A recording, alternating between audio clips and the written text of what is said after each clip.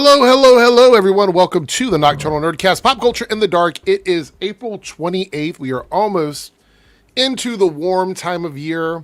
I'm so happy. I hate cold weather, so getting warmer is always a plus. We're supposed to have thunderstorms this week, though, so I'm worried about that because this area is not known for its power stability when it comes to thunderstorms, but we'll see where that goes. How's everybody doing? Shout out to everybody who's here, all of our channel members, everybody else that's chatting. We have a lot of topics tonight. The two main topics we're going to talk about is the James Gunn DCU. We're going to talk about the Authority and the position or placement of the other movies and things, the updates on the status of those movies, I guess the best way to put it, of the other projects that are coming around. We have some trailers to look at, Master of the Universe stuff. We're going to be talking about Daredevil Born Again's viewership numbers. We're not going to talk about the episode till later. We'll talk about it at the end of the stream, so we'll do that there. But we're going to look at the viewership numbers because there's some drama going on about that. A bunch of small stories. We got a few things to talk about. As you can see, the poll is up over here before we start bringing people up on the panel. If we hit the goal tonight, that's 5 super chats of any tier. We're already 1 out of 5 in the reloaded chat here. You guys will be able to use this to pick a bonus topic for our game night, which, by the way, the game night will be announced tonight. I do have the date for that, so we will be announcing that. All you have to do is correlate a number with the statement over here, so whichever one that you want us to discuss, you hit the number, and then it will update onto the poll over here. So there's that. All right, with that being said, we do have one person waiting in the back. Now, we had 2. I don't know where the other person went. I guess I'll come back in a moment. But we do have Joe here hanging out in the back. What's up, Joe? Hey, how's it going? You're wearing a Christmas shirt in April? Well, it's a movie poster shirt. Yeah, I know. It's so weird. I'm seeing Santa Claus on somebody's outfit. But now, if it were July, I would say, Joe, is it Christmas in July? But, you know. We did a halfway to Halloween party at work last month. So it's kind of interesting. It's funny. I just got right before you introduced me, I was looking at my comments on one of my videos, and I got a comment from somebody who writes, this is their comment: Lamont's channel is kicking your ass. Yours, not so much. We all had a good laugh over you. Yeah, and that's my response. Who the hell is Lamont? I get this Lamont is kicking. I don't know who the hell Lamont is. Am I competing with Lamont? Or maybe Lamont's competing with you. Maybe it's Lamont that's competing with you. Maybe it's the other way around. No idea who the hell Lamont is. I thought that was Sanford's son, quite frankly. Oh, yeah. I guess that makes sense. Yeah, so how's everything going? How's weather up your way? Things nice, bad? All right. You know, it was kind of, we got rain coming. So according to the forecast, it looked like it was going to rain today, but it didn't. It's supposed to rain over, I think, tomorrow and Thursday for us. Chris says maybe Lamont is your secret nemesis, Joe. Maybe. I don't know. Look out for Lamont. I'm worried, man. I don't know. Lamont coming. He's kicking your ass. Yeah. All right, so these are our top 3 options over here. Let me read these out. Top 3 best gadgets, vehicles, or tech. So that could be something like the Batmobile, the Millennium Falcon. It's a pretty broad category. Anything cool and techy from across all the fandoms. Top 3 greatest redemption arcs. So those are characters that started out not so good and ended up leaving the dark side. Top 3 most iconic fantasy locations. Now, don't let fantasy fool you. I don't mean like it has to be fantasy movies. I mean fantasy as in not real places. So yes, like Metropolis would count. Coast City would count. Places like that. Those would be places, or Krakoa from the X-Men would count. Places like that. And the last one is top 3 directors who got the source material. So directors that you feel like connected with the stuff they were directing, whether it be a TV show, a movie, whatever. Yeah. How was my buzz earlier? Yeah, I had gotten home from an afternoon luncheon, and I had some cocktails. So, it was a little fun. Anyway, Well, we've got a few. Well, I guess we can start with some of the smaller topics, or the topics that you and I would probably talk about that everybody else doesn't want to talk about, because there are some things that people don't like to get into. So let me see what we got here. I've got a few things open and some tabs. What do we got? We do have a trailer for Strange New Worlds. Do you see that? Oh, I did. Yeah. The season 4 trailer. Let's go ahead and watch that. I know it's probably going to get claimed, but we can go ahead and watch it now because I think we're the only ones in the whole group that watches Star Trek. So it's better for us to go ahead and watch that. I'm excited for this season. I'm a little upset that the chance of getting a spinoff with the original crew is probably not going to happen. That's a little annoying. See, I didn't want that. Like, I like all the actors, but I kind of felt like, well, we've had that show. It's the original series. What is it doing here? I don't know. It is layering us in some odd ways. What the hell?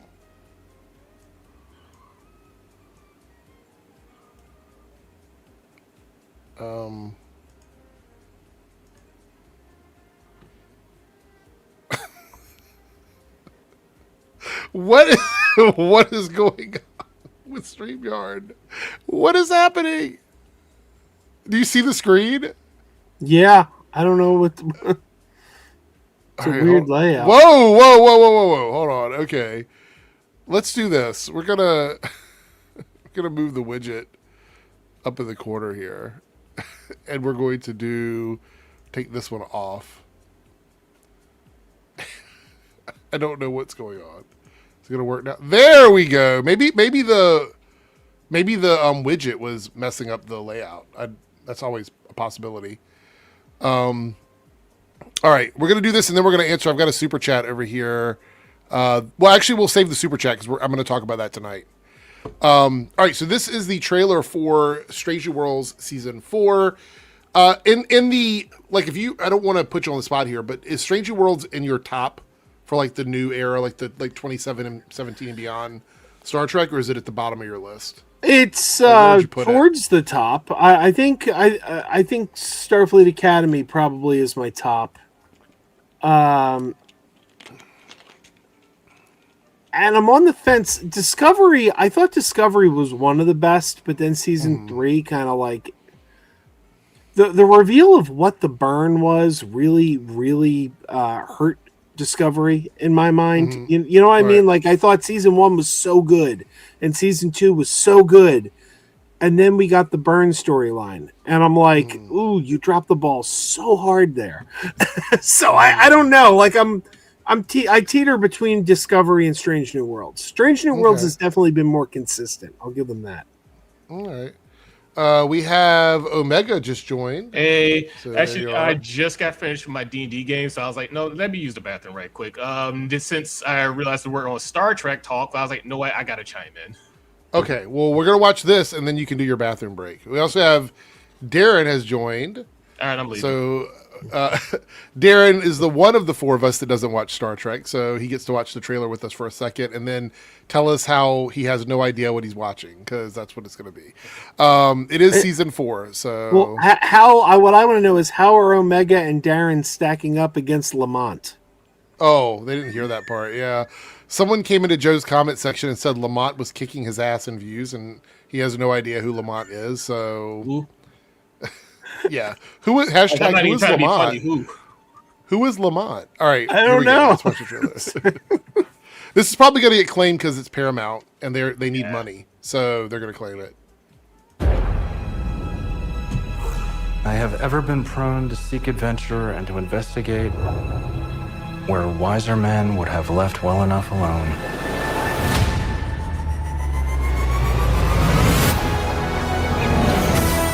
Space is limitless in its beauty and in its terror. You can do everything right,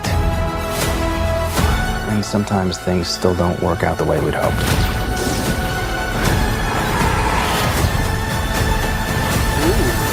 Any of these missions could be on Ost. A dinosaur? Let's boldly go. Is there a little bit after this? This is a Joe Blow trailer. Make sure there's heat and oxygen waiting for me. I will do my best. Ooh. Okay. I think it's a Joe Blow trailer. So yeah, there's crap after it. Omega, you've got to use their bathroom. So tell us what you thought of it before you run.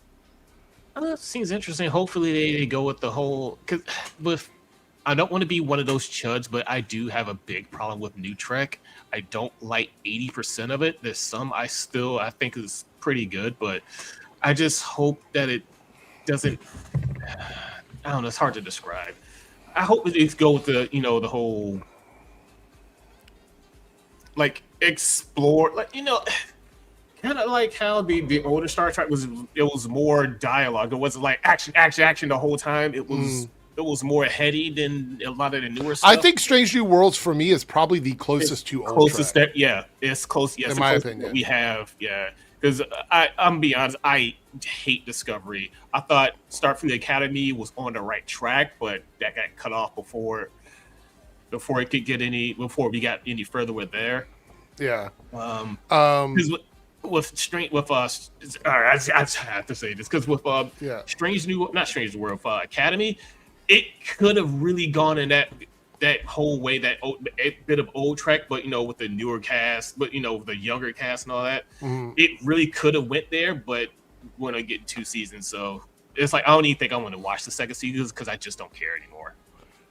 You mean about like where everything goes? Because we know this is where it's like the chance of getting any more Trek in this style is pretty much zero right now because. Yeah. It doesn't seem like Paramount is interested in doing Trek for TV, which makes it really easy for me to get rid of Paramount Plus because this was the only thing I was really watching. So it's going to save me some money. Star Trek reruns, that's it.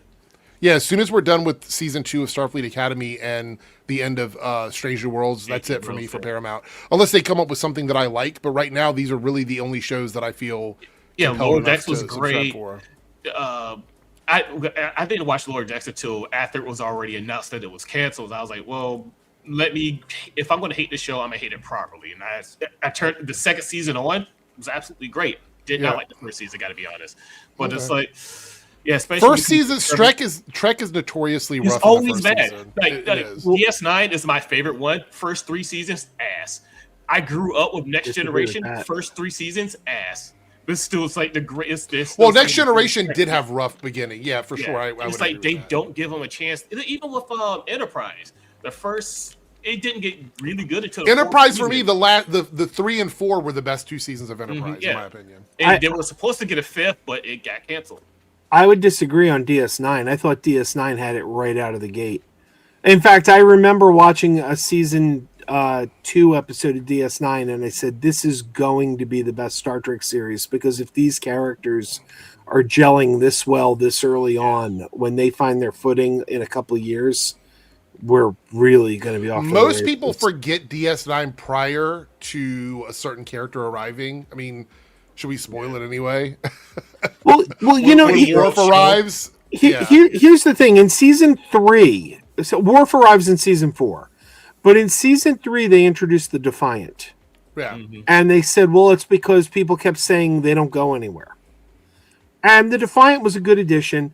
But the thing is, from day one, the "they don't go anywhere" was never true because they had runabouts, and they always went into the Delta Quadrant or the. I think they wanted a named ship. They wanted them to have a named ship. I think that's what it was. And even when Next Generation was coming on, everyone hated that cast. Everyone said this show is going to be shit. It's going to be awful, and it's one of the greatest Trek series ever. DS9, same thing. Because if you look at the documentary that they had for DS9, they were reading off just not troll tweets because at that time they didn't have it. They were just reading off comments that people had on the show, and it was people said this show is going to be ass too, and it's arguably the greatest Trek. And it's for this, it's just give it a chance. I always thought it would be a really fun experiment to go back every week, watch one episode of Star Trek in its chronological order, and pretend that I am one of the biggest haters, and just just start with Enterprise, then tweet. All right, you gotta go, Joe. Oh, okay. Tweet out stuff that those guys would say about those shows during that period. Yeah, I was kind of hoping he was gonna be it because, like, I think I think Discovery did irreparable damage to current Star. Discovery season 1. I think Discovery got progressively better over time. Before I came in, y'all, he was talking about the burn, which was an amazing plot device that they had until we found out how it happened.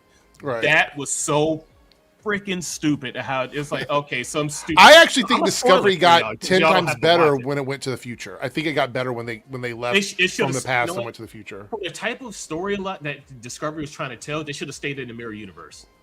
They could have done a lot of things that were better than placing them where they were, because the actual spore drive was a problem for me, and it still is a problem. Yeah.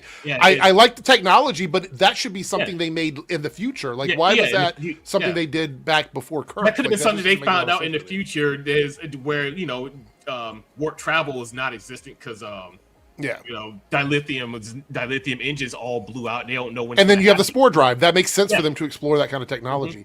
Darren, you've never seen Star Trek. Do you have any thoughts on this trailer? Did it confuse you completely? Do you have any idea what the fuck is going on at all? I can't hear you. Yeah, you made it, bro.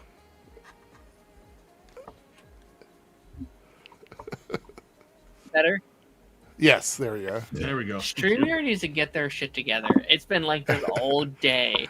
You missed it earlier when the widget was down in the bottom corner. It made Joe a tiny little dot on the screen, and it was like it just didn't work. I had to move it. So anyway, I recorded an hour video earlier. It's all just silent. It's me. You can't hear a single word of it.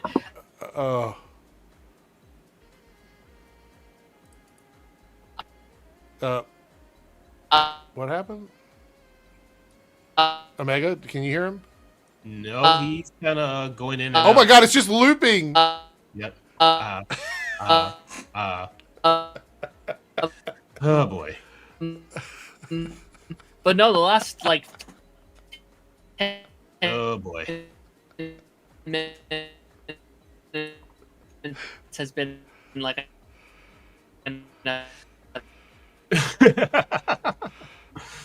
But yeah, but what Justin's saying, Berman was, what happened to Terry Farrell was absolutely messed up. It's like, that was some bullshit that was going on with that. It's like, no wonder she left. And even the same with Denise Crosby. She was like, how she was treated, and then she's like, she wanted to do other stuff at the time, and that's why she ended up leaving Next Generation. But she eventually came back for a couple episodes here and there. But yeah, Berman was even Classic Trek had its issues. It had a lot of issues. I think, by the way, what's up, Ronan? Good to see you, man. It's been a minute. So good seeing you guys. Yeah, sorry I've been out, just balancing stuff. That's okay. Hope everything is well. So better. Your room is very dark compared to usual, though. I will say that. So I know it's been. Have you joined the dark side? No. It's just been getting warmer and shit. So I'm like, you know what? There's enough light blowing up from the computer, the PC, the monitor. Are you a Star Trek person or no? I do like Star Trek. A lot, but it's not in the levels of like that Marvel, DC, and Star Wars. It's in like the bottom part of it. I still like it a lot, and I've seen season 1 of Strange New Worlds, but I'm behind on a lot of stuff. I don't want to spoil anything on it. I do. So I will say this: if you're not somebody that watched Star Trek in the past, this is for everybody in the chat.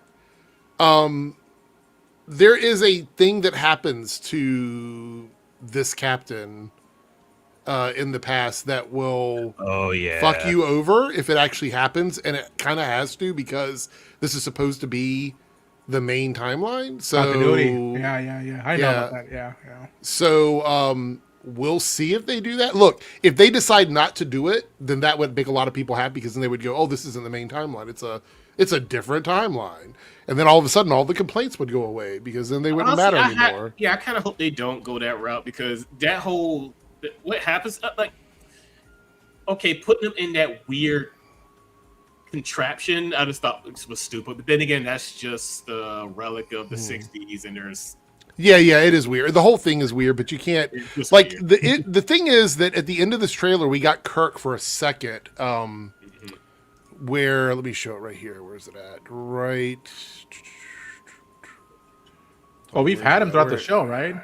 Yeah, but there's a moment here where it feels like this was them trying to establish a reboot of the original series, because we've always said they've got the actors available. They could literally just do, a new Star Trek Enterprise type show with these characters again.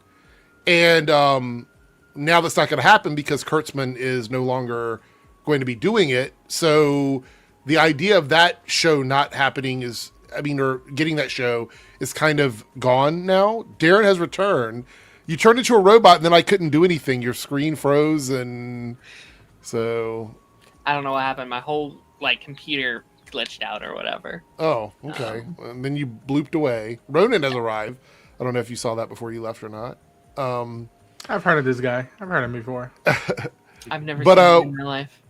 We're going to be getting Star Trek as movies and not as shows, so I don't know what that's going to look like. Because I've said this a million times, and this is where and I'll give everybody a chance to talk, but this is where I'm going to wrap it up. I think Star Trek, for me, has always worked better as a TV serial series than a movie, and Star Wars is always better as a movie series than it is as a TV series. And that's just my opinion on the two. Now, both of them have good things. Star Trek has good movies. Star Wars has some good shows, but I think more often than not, they're better in those particular styles. In my thoughts. So that's they both come from different mediums. Like Star Trek was born out of the TV era, and then along came Star Wars and literally reshaped films and how they did films. Yeah. So anybody else have anything to say before we move on? Yeah. I don't. I'm not liking the direction Trek is going now. It's just. Yeah. It's kind of like. Even with if you put Lower Decks, Discovery, Strange New Worlds, Starfleet Academy, even though I don't like Discovery, but I did like Academy and the rest of them, they were still they all still paled in comparison to the Orville, which was a Star Trek parody, and they still did Star Trek better than Star Trek actually did. Who? What did you say? Then the what? Orville. Oh, the Orville, though, if you go back and you watch it, I didn't realize this, but if you go back and you watch it, there's no original stories on that. It's just remade Star Trek stories. Star Trek, yeah. And so that's Star Trek better than Star Trek. But what I'm saying, though, is that to be completely honest, I don't know if Galaxy Quest is probably my favorite parody of Star Trek, in my opinion. Yeah. I've never seen that. Oh, so good. What? It's really good. I thought it was just it's just a comedy, Star Trek, whatever. It's been there. Well, it starts off a little bit weird because you're not really sure what's going to happen, and then it just goes into full-on parody. But my issue with the Orville, I like the Orville. I think it's really good. But as a fan of Star Trek, I don't want to see them just repeat the same things over and over and over again. I want the story to move forward, and that's what I liked about Discovery when it went to the future. Regardless of the burn and all that, it did move the story forward a bit for me. I actually liked Discoveries when they got jumped into the future. I was like, oh, finally, we're getting. I don't think Picard moved the story forward. It was just a adjacent Picard series. It's fine. I love the third season, but it's just basically just a movie version of if you put all those episodes together and just crunch them into maybe 2.5, maybe 3 hour session. It's just a next generation movie. That's why I love the first season of Strange New Worlds, because it's like, oh, we're spending time with Nurse Chapel, or at least in this version, it's Dr. Chapel. We're getting to spend time with another engineer who turned out to be the MVP of the crew towards the end of that first season. And so I'm wondering if they choose to do another alternative timeline, not the Kelvin universe, but another alternative timeline, and not go back to the Roddenberry 60s aesthetic and whatnot. Yeah. We'll see. What is that background noise? I have no idea. I don't know who that is. Sounds like something moving. Do you guys hear that? I don't know what it is. It's weird. Anyway, all right. So we're going to talk about the super chat we got down here, and we can talk about this story as well. $5 super chat from Connor here says Stranger Things Tales from 85 has been renewed for a second season and will release this fall. And that makes us 1 out of 5 super chats tonight. Thank you so much, Connor. I appreciate it. Has anybody watched that yet? I've seen the first episode. I want to push back on that a little bit. It wasn't renewed today. It was greenlit as a 2-season show. That's been going around all day. Everyone's like, they just picked it up. It's like, no. It was always supposed to get 2 seasons. They just put out a trailer today for this. Which, by the way, again, I want to reiterate, I am a big fan of just going ahead and giving a new show 2 seasons. Like they did with this, they did with Starfleet Academy. They've done it with, My Adventures with Superman. They kind of just go ahead and they get those 2 seasons off the jump. Yeah. I appreciate that because if it picks up fans during that first season, you're going to see that momentum in the second season. And if it doesn't pick up fans in the first season and then the second season grabs fans, it can get greenlit for a third season. So I feel like it's a win-win no matter what. And you're paying them for 2 seasons, but they're probably packaging it as one deal, which is what makes it better for them. So here's the Rotten Tomatoes scores. As I've told you guys many, many, many times, I don't give a fuck about Rotten Tomatoes for real, but everybody talks about it, so we're going to bring it up and use it as a discussion while I talk about my non-spoiler review of it, because I've watched the whole thing. So I've watched it all. All right. It's got a 63% from critics and a 53% from fans. So not the worst scores in the world. Some of the negatives for it, for me, we'll start with negatives and then we'll go positives. That way it feels like it doesn't feel like I'm dunking on it or whatever. I don't like that the voice actors weren't the characters from the show. It's very obvious that it's not them on some of the characters. And when you're sitting there watching it and you turn away for a second, you don't really always recognize who's saying what because you're so used to the actors from the show. I get it. I understand. It takes place, or at least the first season takes place between seasons 2 and 3 of the show. There's some things that happen with characters that wouldn't have happened between seasons 2 and 3 because they have to have something to do on the show. That's a little annoying. What else was I a little annoyed about? Some of the stuff that characters do aren't in character for me. And it's very obvious that they're like, we're making this cartoon for kids or for a younger audience to tune into Stranger Things. That's fine as well. Wasn't really my cup of tea. The positives for me is I think the animation looks really good. I love the setting. Obviously, it's still in the 80s, so I like that. I like the music. They use a lot more music in this than they do on the show, I think. I know the Kate Bush song was really popular, but this one used at least 3 or 4 songs throughout the season that were 80 songs that I really loved. They introduced some new characters that are interesting. I think there's at least 4 characters in this that are not on the main series. My issue with this is it feels like it is spinning the wheels a little bit of the nostalgia of Stranger Things. And it's just for them to keep people watching this IP. If that makes any sense. I don't think it's bad. It just doesn't do anything, in my opinion, that makes it super interesting in the world of Stranger Things and the Upside Down. Even the creatures that are used in the show aren't particularly cool. I mean, they're scary and they are slightly different from what we've seen, but there's nothing really new about them outside of their design that we haven't already seen the kids deal with previously. So it's just it doesn't really move the story forward in a big way. And a lot of that has to do with the fact that it is packaged in between seasons 2 and 3. Am I the only person who's watched the whole season? Darren, you are muted again. I've seen the first episode, and I thought it was okay. I'm going to watch more. It's interesting to me because they pitched it as like a Saturday morning cartoon, right? Mm-hmm. Like that was the pitch. It's like they wanted the feeling of like waking up on a Saturday, putting on a show that meant nothing, and going with it. And it's interesting that it is a more serialized show from what I've seen. Like, based on the first episode, like, I was fully expecting it to be like a... individual episodes, like anthology type things. It's not. The story carries all the way through the end. So. Which is interesting. Like, I almost feel like if they were going to be like, this is canon, it would have been a lot easier if they did feel more like individual. I think this show, and again, I need to watch more of it. Is it canon to the show? To the live action show? They've said it's like soft canon, which is interesting to me, but I think it's better if it's not canon. Like, I think it's better if you go into it being like, listen, this didn't happen, but this is just more adventures in that world. Like, look back to Saturday morning cartoons; they were never canon. Look back to like Karate Kid the series and like all the old Men in Black the show and RoboCop the show, and they were never like they were just meant to have fun with the characters in the world to hold you over until the next movie or never get a movie, right? And that was just Well, I mean, also, Darren, to speak to that, look at all the vast amounts of DC cartoons over the years that none of them connect to anything. They're characters from DC, but they're all different. They're not all tied to the same storyline. Yeah. What's up, Jake? How are you doing? Oh, I'm good. Have you watched Tales from '85 yet?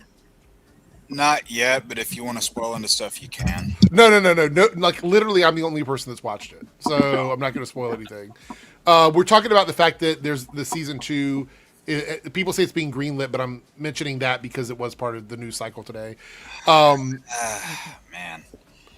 I don't think, unless they do something pretty drastic with it, I don't see a season 3 for this. I mean, I've heard that there are like books that go into some of the gap years, so why not just make some of those into seasons of animated TV if you want? I think this IP. You want to know my thoughts on this? This would have been really interesting to introduce us to a new group of kids somewhere else that are also dealing with the Upside Down in a different way. Because we already know what's happening to these characters. Yes. Yeah. There's no threat because we all know that they survive. There's no stakes to anything that happens because, like, you introduce these characters that are, like, not in the show, and I think that's what really takes me out of it, where I'm like, all right, who the heck is this new chick you're bringing in here that disappears by the time we get to the next season or whatever? So, and I would have waited till at a minimum until like November before coming out with this. I think April is way too soon. I think that's another thing. I like the way the show ended. I am not in the camp of people that hated it, but I was exhausted by the fans after that final season. It was just so exhausting. Those fans are insufferable. It was so exhausting. I needed a break from the fandom, and I think I'll be there by the time the prequel comes out, the like live action show. This came out, and I was like, I don't have the motivation to watch a new Stranger Things thing that doesn't affect anything at all. Like, it's such a I don't know, because we knew this was happening before the show ended. We said goodbye already. It's just like how do you and it's literally what? Well, that's the other thing. This was the negative that I didn't mention. We had to remember as we were watching it where these characters were between seasons 2 and 3. I'm like, wait, does this person know this? No, they don't know this. Or how does this person get along with this person? There's still issues between Dustin and other characters. Like, there's just things that are happening where I'm like, I don't remember where any of this was between seasons 2 and 3. It just doesn't make sense. I'm guessing they don't do any form of like a quick catch up either. They don't really do that, but you can tell that they're expecting people to watch this that have never watched the show. Like, they're expecting kids to tune in. It's a much younger... Look, I'm just going to put this out there for everybody. There's no blood, really. There's no gory stuff going on. It's definitely intended for, like, a younger audience to watch it. And the last thing I'll leave it on, and this isn't really a spoiler because I'm not going to tell you what happens in terms of this character or whatever, but literally in the cartoon, Elle is Jean Grey. She's just Jean Grey in this cartoon. Yeah. I mean, that's more or less what she was turning into in the actual show. And Mike's yelling, 11! I'm not saying... No. I'm not saying turning into. Like, she's literally... I don't want to spoil it. She's pretty much a Phoenix character in this cartoon. So it's like, it's very crazy how far it goes. Yeah. It feels like it's set in season 4 than it does at the end of season 2, where it's like, wait, like, these characters are not here yet. Lord. I will say, like, the one thing I felt in episode 1, I was like, it kind of, and I think Roden to like really hit the nail on the head. We said goodbye already. We had that emotional moment of like, this is it for these characters. And then when they show up here, it almost feels like they're wearing meat suits of the characters we loved previously. Well, it's not even the same actors. That's the other thing that annoyed me. It's not the same voice actors. So it's like, you look like the characters I love, but you're not quite the characters I love, and something's off and eerie about it. Because so much of the development that we went through with them hadn't happened yet. Yeah. Cartoon 49 with a $2. Go ahead, Jake. Finish your I was thought. going to say that bottom comments. I mean, everything's Which one? subjective. Oh, Stranger Things finale was worse than Game of Thrones finale. Everything's subjective, but I don't agree with that at all. I thought that season finale of Stranger Things was phenomenal. Like I saw it on the big screen, and it was so cinematic. Like I walked out of there like this could have just been a movie. You could have just put this out in theaters, and like I had issues, but I also really liked it, especially the back half of it. I had my issues with the last season. There were a lot of up and down things, and even the final episode I had some gripes with. But that last, 15 minutes of an epilogue, great stuff. Yeah, thank God for that epilogue. I thought season 5 as a whole was a huge step up over season 4. Like season 4 was so. It was arguably their best season. I think it was a mess. I think it was a complete and total mess. They broke the characters up. The chemistry was off. The characters were all split up. It just kind of felt like they were spinning your wheels most of the time. That's not unique to season 4. The characters were broke up almost every season. It's weird because the momentum from season 5, like the first part of season 5, the momentum was good. I was like, okay, we're going somewhere. Are we talking about Game of Thrones?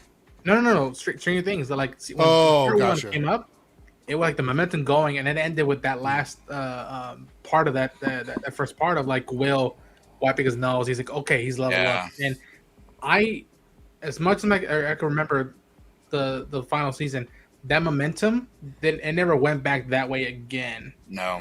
And that's why I appreciated so much that epilogue, because that epilogue did a lot of like, no, there's no reboot with no time jump. Time machine. Clearly, you were saying goodbye, and people just have to live with what's happened. Right. You had that voiceover from Mike, but they were showing you what was happening to those characters instead of just telling you, which was really what I didn't like about the start of the season, how they ended season 4 with, the big thing where Hawkins split down the middle, and then 2-3 years later when the final season comes out, you automatically see it in a resolved state, and they just tell you how it gets there. I'm like, well, the thing is, that's where the cartoon should have taken place. Why didn't the cartoon fill in the gaps between those big time jumps? Like that would have made the most sense. It easily could have. To me. All right, so we got a super chat here from Cartoon 49. $2 super Chris, chat. Why I just got here, Chris. Why you gotta put me in that situation already? Saw the Michael movie and thought it was meh. I still haven't seen it. Same.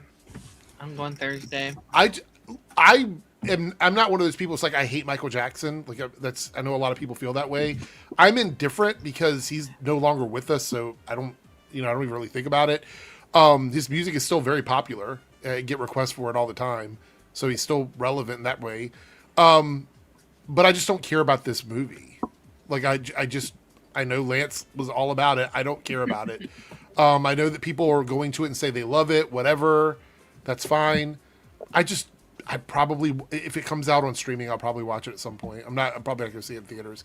However, I am seeing The Devil Wears Prada on Thursday, so I'm excited for that one. That is this weekend, huh?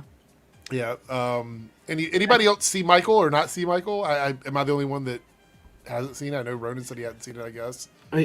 I don't know if you saw my text earlier today, but I haven't been getting texts lately. Something's wrong with my phone. Film Threat did a asinine video about Michael. About talking about how the critics didn't like it and the fans did.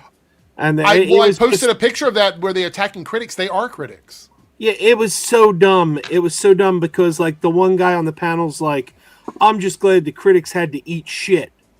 And I'm like, when did they eat shit? You mean because the movie made money? Like, do you think the point of a critic is to make sure a movie doesn't make money? Is that what you think critics do?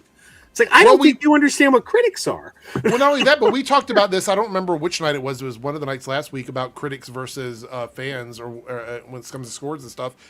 It doesn't matter which one is right. Like, it doesn't matter. Like, if the critics scored a 30 and fans scored an 80, who gives a fuck? Like I generally don't care about that. Like, it doesn't matter to me. But you're right. The money thing. So this is why narratives are so fucking obvious to me.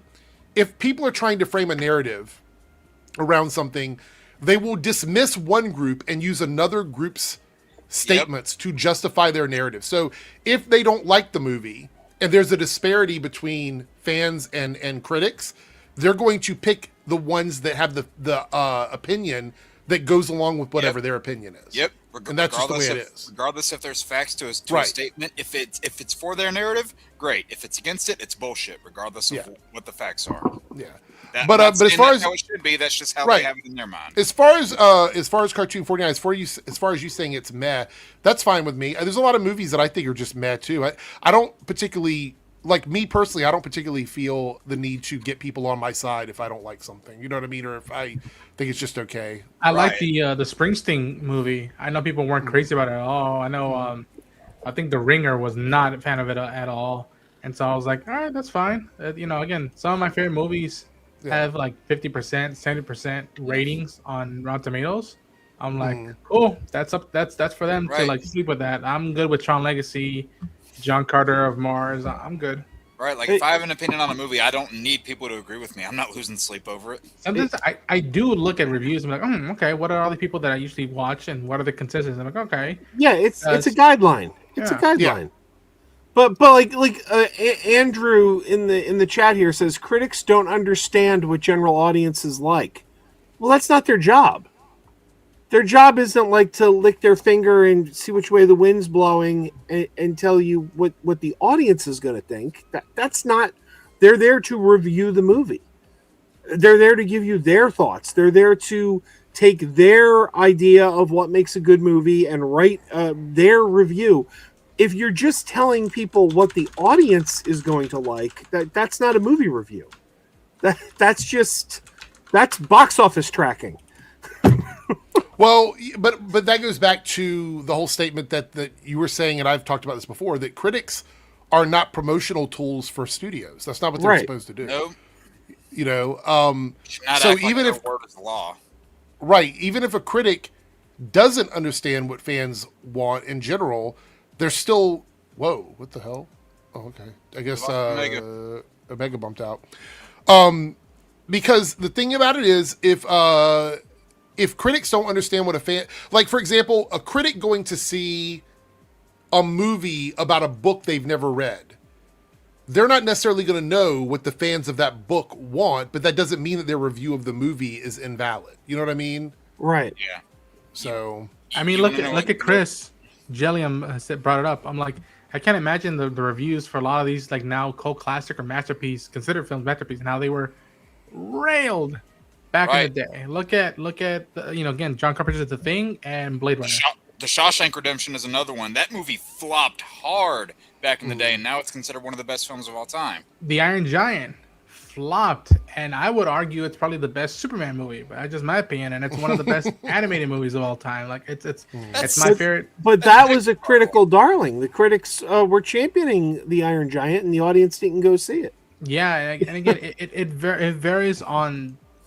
People have to realize that like also timing isn't a factor when of what a movie does in the present time or what it does lasting 5-10 years from now. I think that for me, Alex Garland's films are going to last a long time. Are going to be talked about more often than not, in my opinion. Right. Cartoon 49 with the $2 super chat says, Eric, you should do a video roasting Fake Wizard. I looked at Fake Wizard's channel. Joe, you're the person that I think mentioned it to me like a while ago, like a couple months ago. What is it, Fake Real Wizard or something like that? Real Fake Wizard. Yeah, I looked at the channel and I just don't. You have to have that urge to want to like watch something and figure out what they're saying or whatever. I looked at his channel. I'm just like, I don't know. Like, how am I supposed to talk about somebody that wears a fake beard and mustache and a wizard's hat? Like, what am I doing here? You know what I mean? He's a character, and I typically don't like Doomcock. I don't typically like to try and roast people that aren't themselves. Like, I don't know because I don't know if I'm taking them seriously or not, And so many of these guys, I think he's one of them. So many of them are just, they're just the same. Like, it's like we've seen them all before, it's like, you're probably better off taking on the bigger ones. Like, a guy like Critical Drinker has more, cachet with the general. Well, let me put this in perspective. It would be like debunking Pee Wee Herman or Kermit the Frog. You know what I mean? Right, These aren't. Right. They're not who they really are. That's the issue. Is like, what am I debunking? Am I supposed to take them seriously, or are they supposed to be joking? I don't know. I know he shows up on Chud streams, but I don't know if those opinions are really his opinions, or is he just playing this character that has those opinions? I honestly think a lot of them just waste time trying to put on persona when you should just be who you are. If people have a problem with it, big fucking deal. I agree. And people have a problem with Gina Carano because she's returning. Good little segue there. Gina Carano teases potential Star Wars return after really nice conversation with Lucasfilm following Disney lawsuit. All right, so before we start giving our opinions on this, I made a video about this earlier today on my Debunks channel. If you're on my Reloaded channel and you don't know about my other channel, go check out AirrickDebunks. I did a video about this today over there. I think it's Ariel Helwani. Is that the guy's name that the show she was on? I don't really know much about him, but Fantha Tracks is covered this, and these are her quotes. I've already had a conversation with Dave Filoni and Jon Favreau. After we settled the lawsuit, we got on a Zoom call. It was really nice. So this would have been like right after this happens, is what she's saying, right after the lawsuit. And then she says, Jon Favreau was really funny and says, so where did we leave off? So what we know here is contact happened. There's been no confirmation of a return. And there's no Lucasfilm announcement that Cara Dune is back. So all of this stuff is being overstated here, in my opinion. I don't see any reason why they would bring Gina Carano back. Right now, it doesn't make any sense for a multitude of reasons. But before I give my reasons, because I already did a video on this, I want to know if you guys have any opinions on this. What do you think about bringing Cara Dune back, if that's even in the cards? And what do you think about Gina Carano's comments? So I haven't followed Gina's career post leaving Star Wars. Like, it's not good. Even like, has she fought Ronda Rousey yet? I don't think it's happened yet. They've been promoting it. Okay, because I might passively watch that, even though it's not like, oh my gosh, I gotta ask the day off to watch that fight. Here's the thing, I really like the character of Cara Dune. The character. And here's the thing, like, her comments, her beliefs really bothered a lot of the fan base, and and co-stars too. That was the other thing, is it was an issue with some of the co-stars, and some of the fan base, whether we like them or not, didn't mind it and championed her post firing. Do I want or need to see Cara Dune back right now? No, not necessarily. It would have been nice if post all this she would have had a thought about, you know what, maybe I can choose to believe what I want to believe, because that is her right. But I don't have to instigate stuff, especially when I'm playing a character that is not... I would argue that the character isn't fully the way she would behave or has been talked about stuff. And, if she does come back eventually, I'm very interested to see how the PR is going to be going through Disney and Lucasfilm during that day. Again... when she left, I was like, okay, cool. Sucks that she chose this route, but again, she preferred sticking to her guns than playing a even field. Like, you know what, I have my thoughts, and we could respectfully disagree, but I'll keep on and work on and do the stuff. But right now, do I need her back in Lucas and Star Wars? No, not necessarily. And also, even thinking about it now, I'm like, Dave Filoni and Jon Favreau have enough going on right now with the shows, and also being like, oh yeah, we announced Dave Filoni was supposed to do this big crossover, if you will, culminating movie where we got to take about Mandalorian and Grogu, about Ahsoka, about all these threads, and then this would be another thread on to worry about, of like, how do we explain this? Well, she was in the first 2 seasons, and then some real stuff happened, so we gave her a long ass vacation, a sabbatical. And she's back. I would go even further and say that if they did, let's do a bunch of hypotheticals here. Let's play this game. Say, for example, they did contact and they say, hey, we want you back in something. We don't know what the project is. Pick one.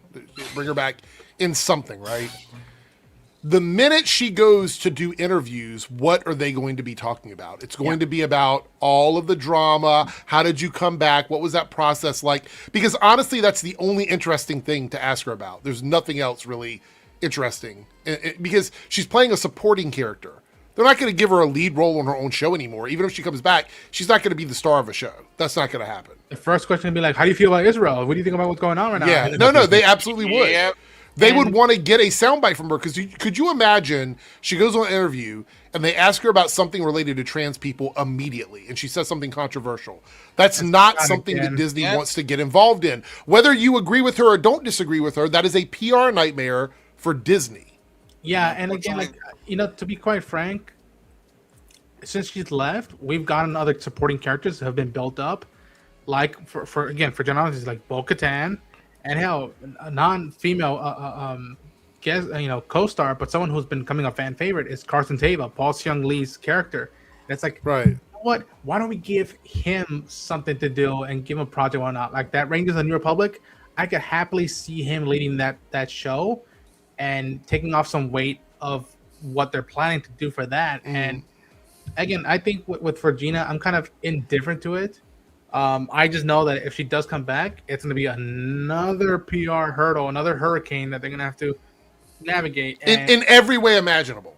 In every way imaginable. Whether I like it or not, or whether the fan base likes it or not, like it's going to be another whole PR thing to go about. And it's just like, let's just get through this stuff right now and see what it is. So I'm kind of indifferent to it, but I also have sympathy for some friends / creators who felt like, what the fuck? Why are you actively going out against a community that I'm part of? She has the right to believe that, but I disagree with it wholeheartedly. And Jake, oh sorry. Before I speak, I thought did Jake want to say something? Well, you were, I think, right on the money about people wanting to get a soundbite out of her about that stuff, just because unfortunately we live in a society where people really have nothing better to do than just to dig on the internet looking for dirt on somebody they don't 100%. Like, try to act like they're the big cheese when they break some scoop. Completely 100%. Yeah. Joe, Omega, anything about this at all? Any thoughts on it? I kind of came in at the last minute. What are y'all talking about? Gina Carano kind of teasing that she'd been talking with the new head of Lucasfilm and that they had a good conversation, but that's all she said. There's a 0% chance she comes back. I agree. There's not even a maybe involved. There's a 0% chance. The number one thing people got to remember too is she wasn't fired for her opinions. She wasn't fired for posting something on social media that people didn't like. That's not why she was fired. She was fired because she signed a paper saying she wasn't going to do it again. They gave her 3 chances. She did it. They told her, don't do that again. She did it again. They said, don't do that again. They sat down with her management. They made her sign things. And then she did it a 3rd time. So Disney bent over backwards for this woman. They're not bringing her back. The other thing people need to realize is, and I just want to double check to make sure I get this language right. She wasn't fired in the sense of like a contractual issue. Like they didn't break her contract. She wasn't under contract. They didn't go through with the talks for another thing that she was supposed to be a part of. So she was going for I believe the lawsuit, if I remember correctly, the one that actually went through was something about sexual, what was the case? It was actually, she was saying that men were treated differently on set than her or something. It was a weird wording for the lawsuit because it wasn't breach of contract. So a lot of people were saying when we use the term fired, it's not actually the legal terminology for it. I know a lot of people say it, but the contract did not get picked up for the show she was supposed to be a part of, and she was no longer employed by them, which is why when Disney announced that she is not employed by Lucasfilm or Disney, they meant that her contract had expired. She was in between contracts with them. Well, you said earlier, people love to twist around words like that, A, without knowing what they mean, and B, to fit their own narratives. Well, also, I think fired sounds really loaded. I know that that's probably the most casual way to put it, and I'm not really too pressed about it when we're talking about it.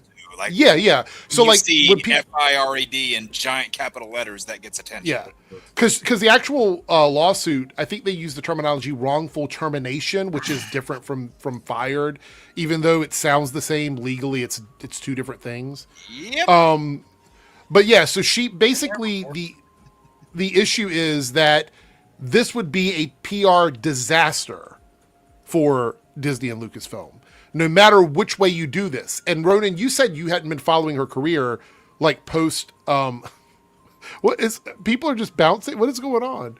I have no idea. Last I heard, she was doing something with Daily Wire, which I'm like, great. Well, yeah, but what I'm saying though is that no one that supported her prior to the termination with this supported anything she did outside of Star Wars. So everything, and when I say no one, that's not hyperbole.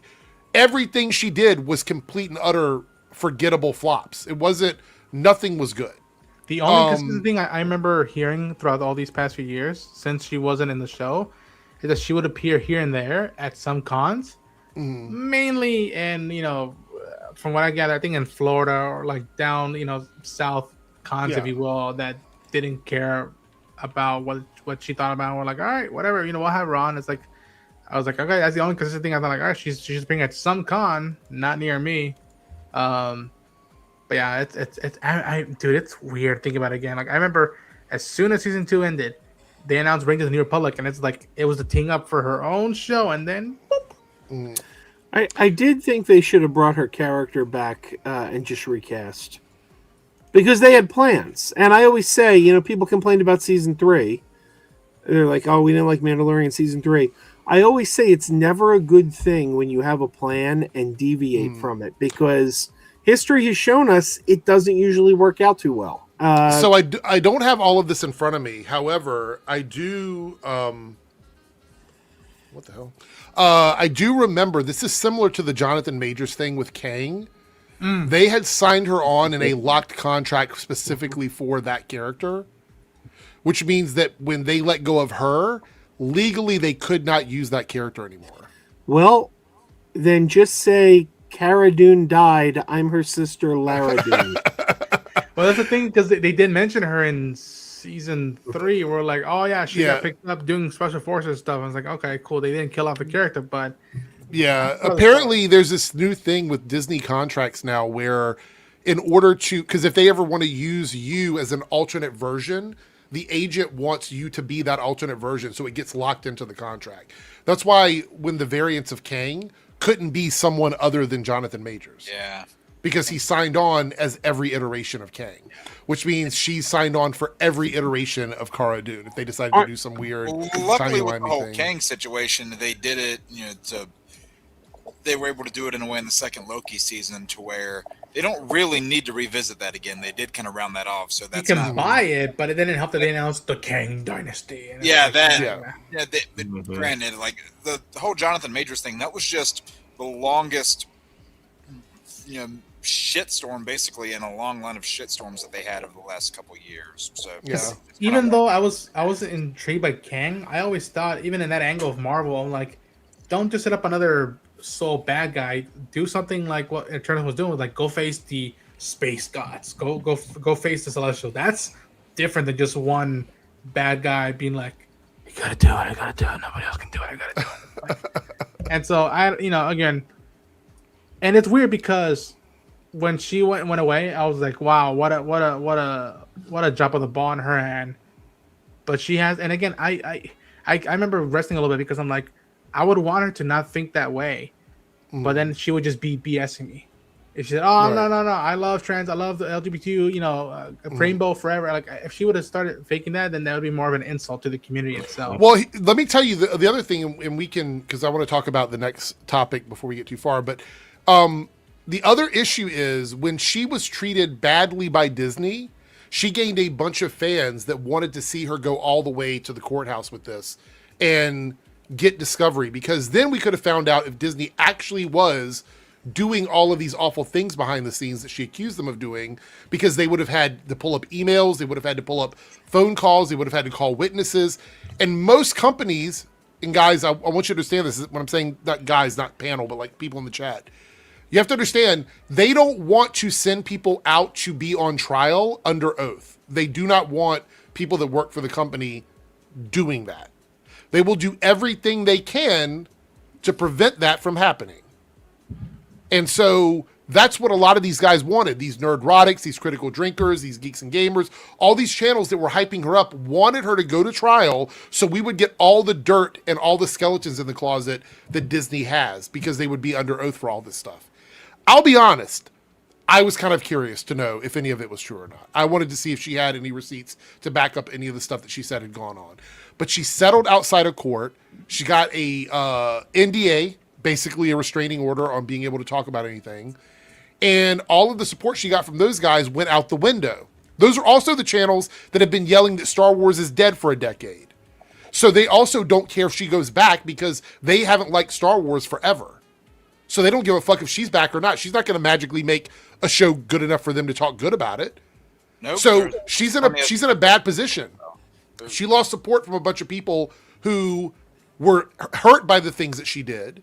She also lost support from the people that supported her because she didn't go all the way to the end with their money. They supported her with money and help and things like that. She took that, she ran with that, she ran with the money, and now she wants to go back and work for the people that supposedly abused her? Are you kidding me?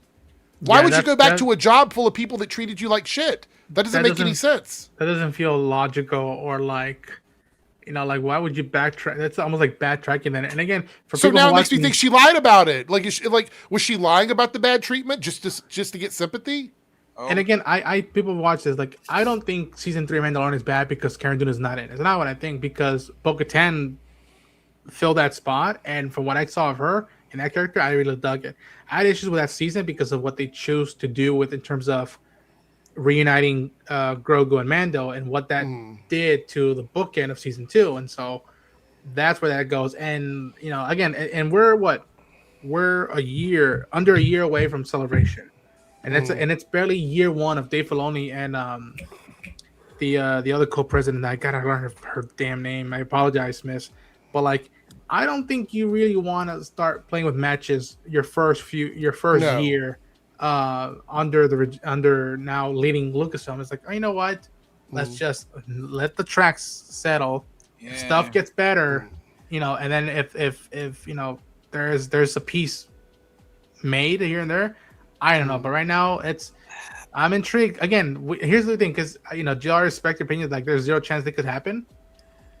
I've learned these past 10 years. At this point, anything can fucking happen in this world, and it's just like I just go and be like, please. I think it would be a really dumb decision for them to do that, for sure. As a dodgeball would call it, it's a bold move, Cotton. It would be a bold See move. If it pays off for him. Yeah. By the way, shout out to Dr. Midnight showing some love, telling people to like, thumbs up, subscribe, all that stuff. Thank you so much. And if you enjoy these channels, definitely go and support these guys. We're gonna do their shout outs at the end, by the way. Hey, Dr. Midnight. Guys, YouTube is it is By the way, though, look, real fucking talk, YouTube has gone crazy on demonetizing and banning channels recently. Like, I have seen so many people, the AI flags them because they're doing things that you should be able to do on YouTube, and they're just getting in trouble for it. For example, if I'm not on camera and I am reading an article word for word, that is technically against YouTube's terms of service now. That's in the updated terms of service. If I'm not on camera and I'm just reading an article. That's why a lot of times I'll pull the article up and I will just read quotes from it, because I'm not trying to get no smoke from that one. The other one is, if people are copying your content and they're putting it everywhere on YouTube, if YouTube thinks that that's being spammed, they ban everyone making that content, including your channel, the one where the content came from, because the AI doesn't know how to determine which one is the real channel and which one is the spam channel. So it just deletes all of them. You mean AI can make mistakes? Shocking. Yes. Absolutely nobody. And low effort stuff. People that are getting on camera and going, hey, what do you think about this video? And then they just upload a video from somebody else. Like, that's what shorts are becoming now. So there's a lot of low effort content. YouTube is doing some bad shit right now. That's why I'm keeping my Twitch open just in case some shit goes down, because you never know. Guys, YouTube is literally killing this channel, like, for real. I heard Lamont's kicking this channel's ass. Lamont is in views. He's kicking your ass in views. All right, Eric, you might want to have an OnlyFans in your back pocket. I actually do have one. Nothing's on there though. It's nothing on that channel. It exists because of a guy named Flash Freak. Oh fucking Lord! Who decided to create an OnlyFans with my full real name on it, and then shared it one night while we were streaming, and I was like, "Oh, what's the channel? What's the link to it?" Because I wanted to make sure that. So I created one and then had to like go after that one to prove that it was my real fucking account. So there's nothing on there, but Forget Me Not 182 with the $2. Go ahead, Jake. What do you got to say? When you said that name, everything made so much more sense. Forget Me Not 182 with a $2 super chat. We are right now 3 out of 5 on the Debunks channel. And we are 1 out of 5 on the Reloaded channel, you guys. So we're getting there. It says Daredevil Season 3 or Born Again Season 3 had over a 50% drop in views from Season 2. This is one of the topics we're going to talk about. And a good segue. Thank you for the super chat there. This is a Forbes article, so we couldn't read this even if we wanted to because they block everything. So I had to go and find this information from elsewhere. Thank you for the super chat. Let me go over to my notes here so we can pull this up. Okay. Here we go. Season 2 has, where's it at? It's a 46% drop in views and 54% drop in hours watched season over season. I could give you guys the exact numbers. They're massive because these are watch time minutes. But one thing that people that are making these videos fail to tell everyone is these are not the official numbers. Fail or choose? That's a good way to put it. This is a third-party service called Luminate, which is notorious for doing numbers.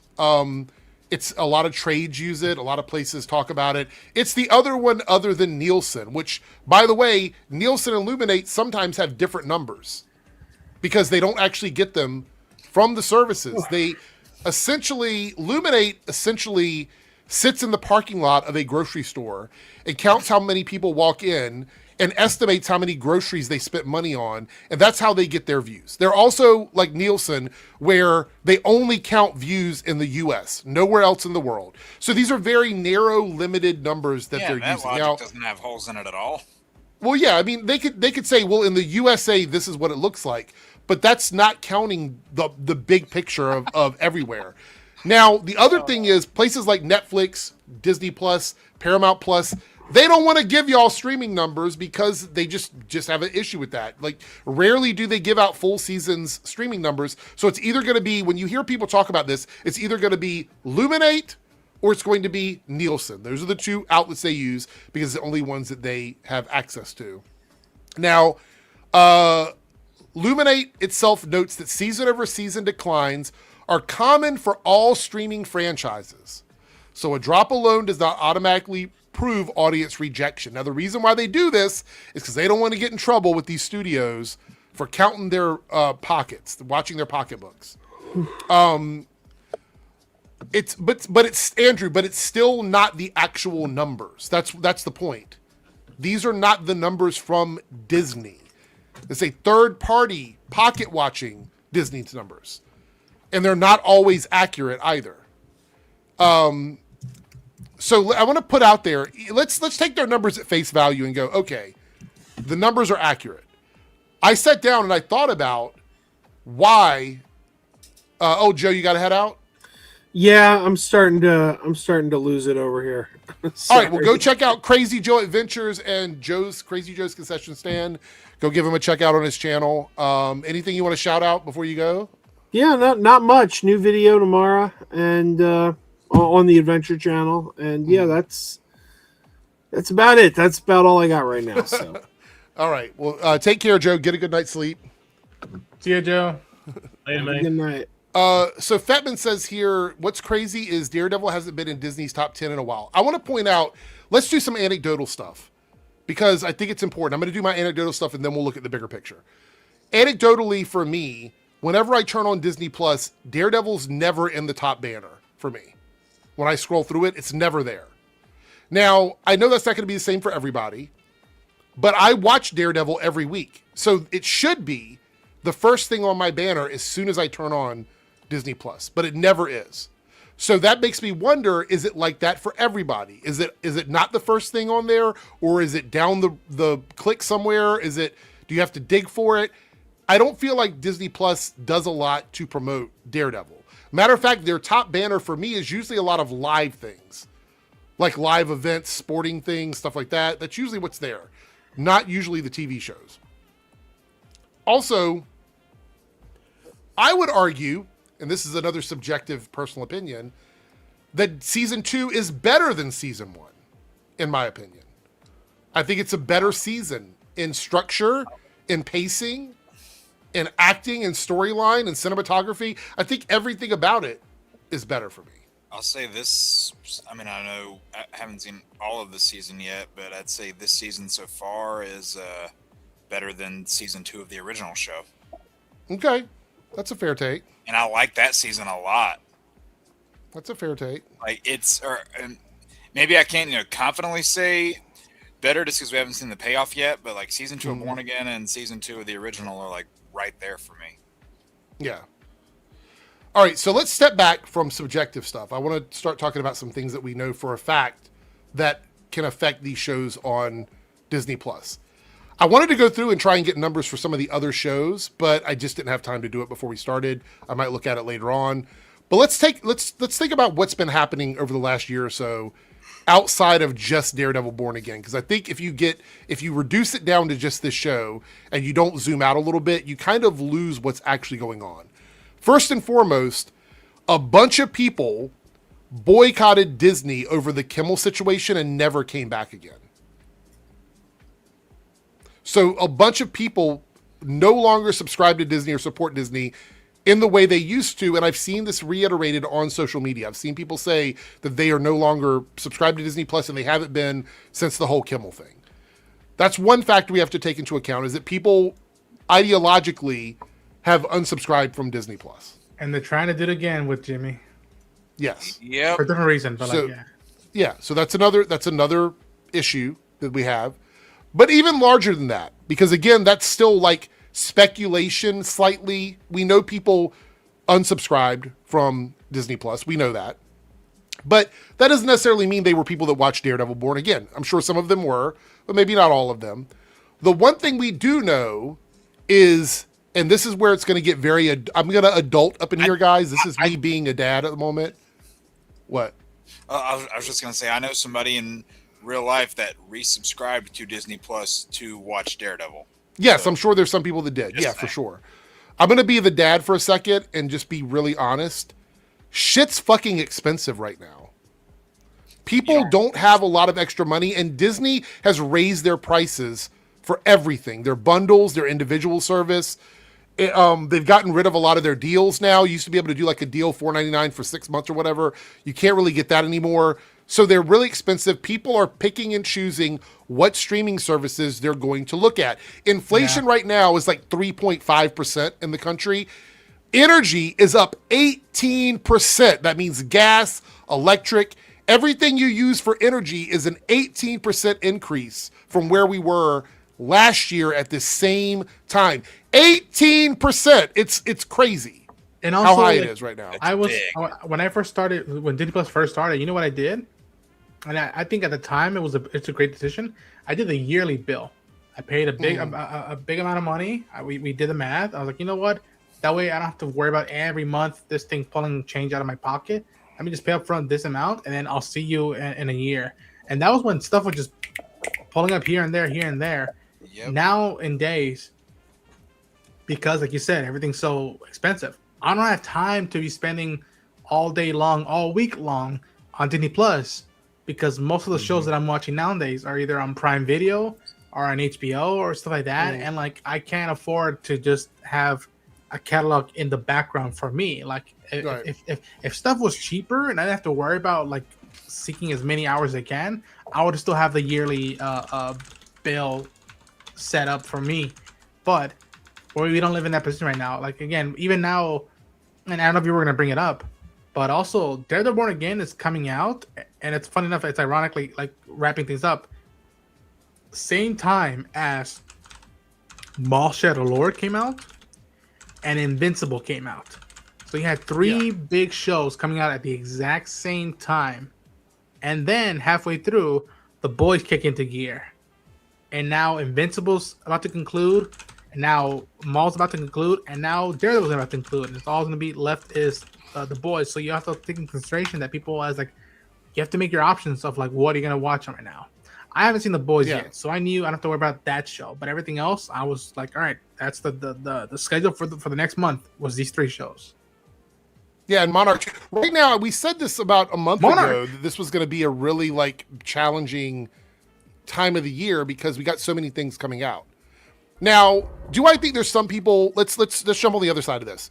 Do I think that some people walked away from Daredevil Born Again because they didn't like it? Yes, probably. I think season 1 was a rough season, but I do want to point out that even with season 1 being rough, the show, if you go across the different critical sites, and we're going to look at multiple ones because I'm trying to do my due diligence here. You look at Daredevil season 1, Daredevil Born Again season 1, 87 and 78% on Rotten Tomatoes. If you look over here at Metacritic, 77.3 over here. And if you look at IMDb, 8.1 out of 10 for Daredevil Born Again season 1 on average. So it wasn't like the show was poorly received in season 1, even if it wasn't the best season, if that makes any sense. So you have to look at outside factors contributing to the show's low. Like Disney Plus went from $11.99 to $18.99 in 1 year. Yeah. $11.99 a month to $20 a month a year in 1 year's time. And I'll be clear, I don't think Disney Plus warrants a $20 a month subscription. I don't think it does. While that price increased in the 1 year, the economy got worse. Yes, that's what I'm saying. Like people are being very, very choosy about what subscription services they're paying for. They just are. So I don't think this is one of those things where you have to sound the alarm and go, oh shit, what are we going to do? I really think it's just the state of things as it is right now. I bet if I look over at some of the other Disney or some of the other shows that are airing and looked at their numbers, they're probably also stuttering a little bit. I'm pretty sure they are. I haven't looked yet, but I'm going to guess they are. I'm going to guess a lot of numbers are stuttering a little bit. The master here says Invincible, Boys, Spider Noir, all on Prime, which most people have, whereas those on Disney Plus, I'm sure less people have. Disney Plus is actually, I think, the second most subscribed service next to Netflix. Last time I checked. I'm pretty sure. But Prime is a different thing because it's included separately. Although Prime is now charging like $5 a month to watch their video service. Because that doesn't come free with Prime anymore. Yeah, it's an additional fee now. That's stupid. Yeah. Andrew says that the core Marvel audience is still watching the MCU stuff. The general audience is tapped out. You say that, but then Agatha all along crushed it in viewership numbers. And Agatha's not anywhere near as popular as Daredevil is in the zeitgeist. So if we're trying to make an argument that they're done with the Marvel stuff, I find that hard to believe considering look. I guarantee Spider-Man Brand New Day is going to be an incredible box office hit. We had Wonder I guarantee Man it is. People loved it, and it's already getting a season 2. So I was so happy by that. I think this idea of Marvel fatigue is actually no money fatigue. I think it's fatigue of people not having extra money to spend on $20 a month subscription services. And also, I know that doesn't play well to the outrage content, right? It doesn't play well to go, people are broke and that's why people aren't paying for these subscription services. That doesn't play well. It's not clickable. It's not clickable if you title your video, people can't watch Daredevil Born Again because they have to choose between this and milk. Like that doesn't play well. It's better to go woke slop doesn't do well and people tuned out, or get woke, go broke, Daredevil Born Again season 2. That gets clicks because it's the juvenile way of framing stuff. And it's what really annoys me on here is it's just garbage talk. That's all it is. Yep, there's no nuance to those conversations. And also, like, dare I say that, like, you know, superhero fatigue and all that stuff. It's like, no, it's like the stories we've been getting more nowadays either are too similar And when one or two projects from said franchises don't feel similar at all and feel unique and feel like they enhance the franchise, that's when they really sparked out. A la for me, A Night of the Seven Kingdoms and Wonder Man. A Night of the Seven Kingdoms is about a dude, a lunkhead, that doesn't know better what he's walking into, trying to remain decent in a effed up world. Decent in an indecent time, yeah. He doesn't have to take down a dragon. He doesn't have to get laid. Doesn't have to get married to another rich, girl or dude or whatnot. It's all about dude just trying to remain decent. And oh, by the way, he's got the next heir to the biggest family wanting not to be an heir. Like, that is simple and yet different. Wonder Man. It's about a dude who wants to be an actor and make it in Hollywood, who so happens to have... He's got all these powers, but he just wants to be an actor. And it's like, okay, so there's no end of the world scenario? It's literally a dude trying to make it, and, the FBI or the DOJ, whatever, are on his ass just because he picked up abilities. And that's just like, that is so fresh and different. And the fact that, like, again, I go back and watch my video, selfish plug. I was not, hyped for that show at all. I was like, you know what? The thank God for those trailers that intrigued me, and I believe in Yaya and Ben Kingsley's character. I could have not been less of a fan going into the show, and then I walked out of the show and I went, "Oh my gosh, I can't believe I need flattery more in my life than I did then." And so, like, it all has to do with, like, what you choose to put out. That's why WandaVision was so good when it came out, because she wasn't saving the world. She was just coping. She missed her loved one. And it was in the middle, or like right as the pandemic was ramping up, and a lot of us could use something like that. X-Men 97 was the miracle of, like, we didn't think that first season would do what it did. And it's all about a dude who was fighting this team that he's now on, trying to accept the challenge his old friend gave him to be better. Not just do your same routine, but be better. And managing people's inner conflicts and self-doubts. And, like, again, stuff has to hit either differently than what we're used to, or it has to be the right timing. That's why 97 and Andor hit when it did hit. Because they faced all those odds while the cards were constantly stacked against them. The world was giving them the middle finger at every turn, left and right. And they chose, they had their bumps, they had their slumps, but they had people around them. And they fought tooth and nail to be the good people in a time surrounded by bad. In their shows and in real life, that was a rare thing. And again, I felt bad for all those creators who had to answer all these questions. I'm like, were you trying to say this? It's like, trying to tell a story. It just happens that it's still relatable, art, that it's still relevant. Art imitating life, life imitating art works both ways. So Andrew, this is really weird and this is why look, no offense to you, I don't know you, so this is not meant to be offensive, but I've heard the argument that Daredevil is not superhero enough. I've heard the argument that shows like Penguin is not superhero enough because it's not a show about Batman. I hear these arguments that these superhero shows, Wonder Man is not really a superhero show. So superhero fatigue doesn't make sense when you have a story that doesn't follow a traditional superhero story. Like, you're not watching an origin story of Spider-Man. You're watching a deconstructed story about a hero, which is something different. So when you say superhero fatigue, what does that even mean? You know what I mean? Superhero stuff. What does that mean? Like, what does that actually mean? I feel like it's too broad of a term because we have so many different types of superhero stuff out there. Like, it's just, what does that actually mean in practice? So we've been going away from this for a while, but for a couple of years there, I think what that should have meant, people weren't really using it in this way. And this feels weird for me to say because I'm very up and down when it comes to this individual, but actually kind of like the way that Gunn said it. He's like, people aren't getting, they're not fatigued from superhero projects. They're just fatigued from mediocre superhero projects. Yeah. It's like we want ones that stand out, ones that speak to us. And you're like, granted, is something going to speak to everybody the same way? No, that's the beautiful thing about having a difference of opinion. But let me tell you why that's a problem. Let me tell you why that's a problem. What? We can't ask for billion-dollar movies, but also ask for stories that speak to a specific audience. You can't have both of those things. It doesn't work. Because a movie's not going to make $2 billion if it doesn't appeal to a larger group of people. It has to have more than one group. I don't think we should go into a movie asking it to make a certain amount of money. No, but what I'm saying is James Gunn's comment, if you think about it, it speaks to that. When he said mediocre to me means it's just okay and it's going to appeal to like a niche audience, right? That's what that tells me.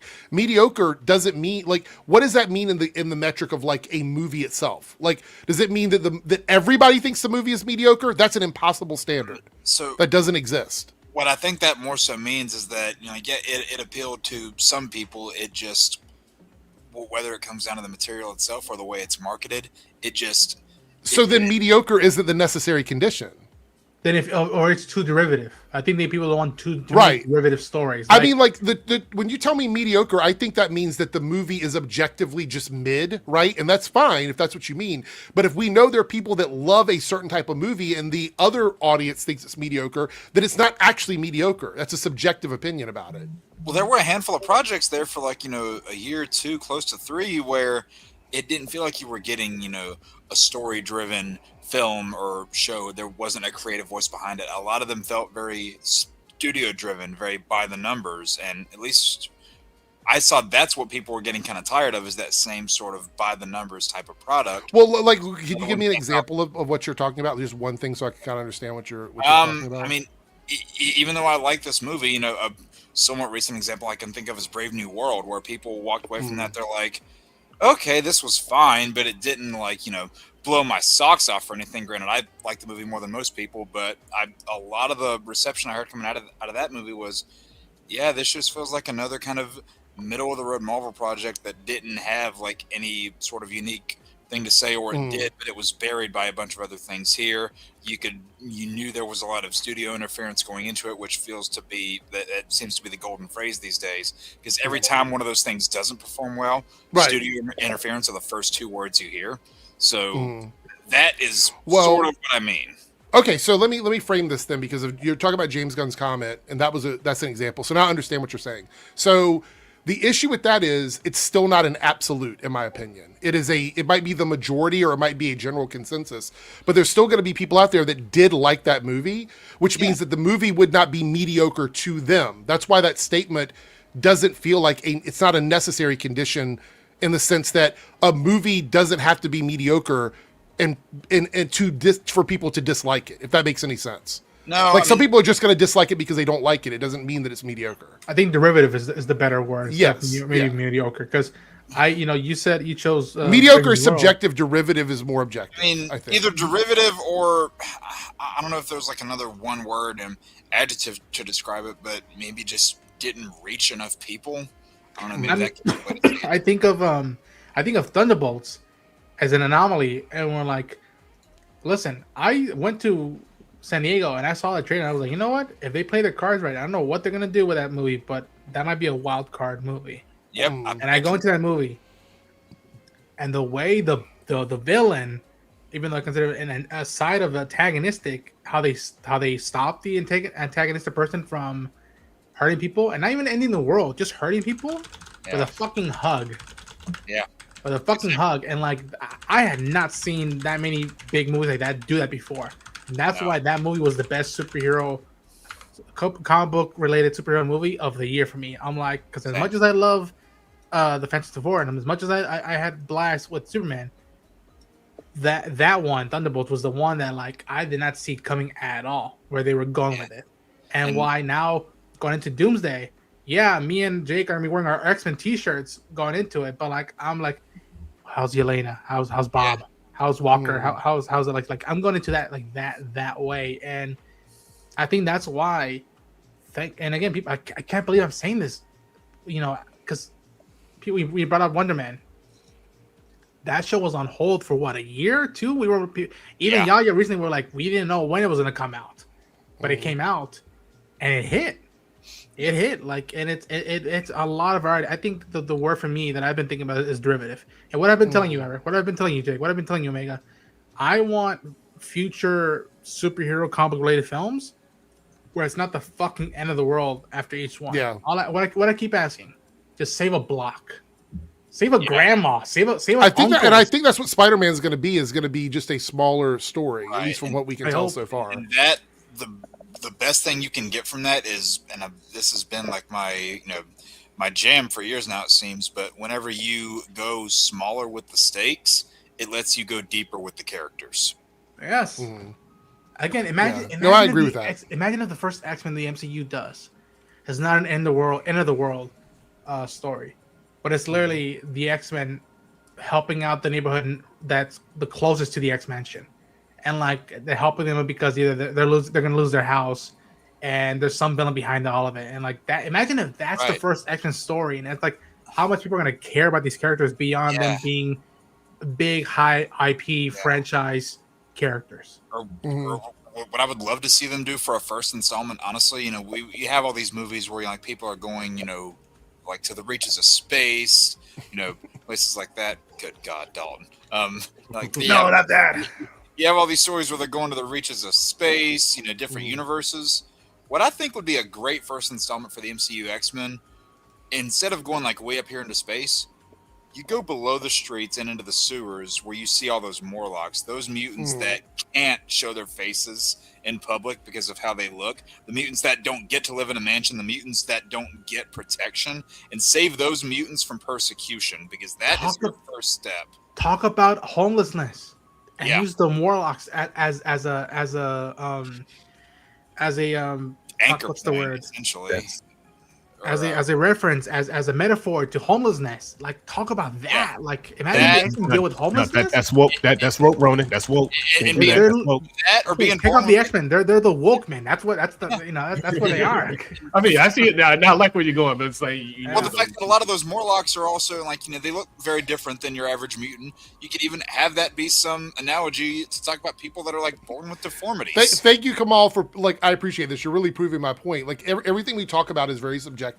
And this is why I think these absolute statements about fatigue don't really resonate with me, because I don't see that.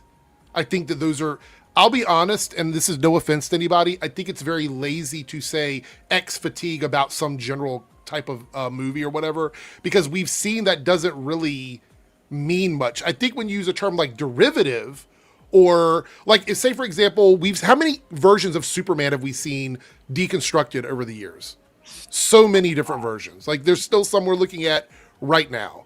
I think derivative, unless you're telling something new with that derivative story, unless you're doing something different with it, people are going to get complacent and they're going to become apathetic to it. I think that's a bigger issue that we have, where people go, I don't hate it, I just don't care about it. And that's even worse. Yeah. You should have people that love something or hate something, because at least then you're getting some kind of emotional response from them where they might tune into it. Right. They might talk about it. They might tune into it.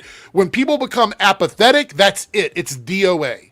And then when people say no one cares about something, that is apathy. When people reach the apathy level, that's it. You're out at that point.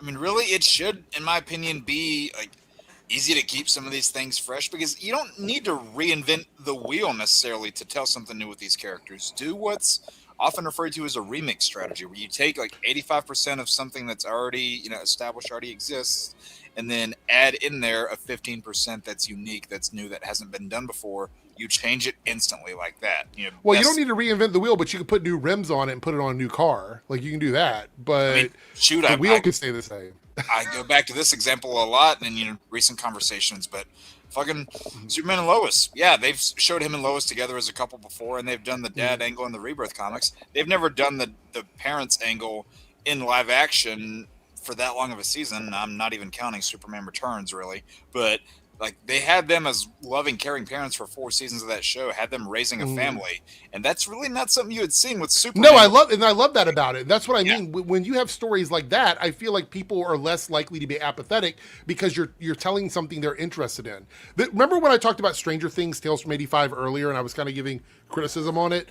That's one of my issues, was I didn't really feel anything for the show at all.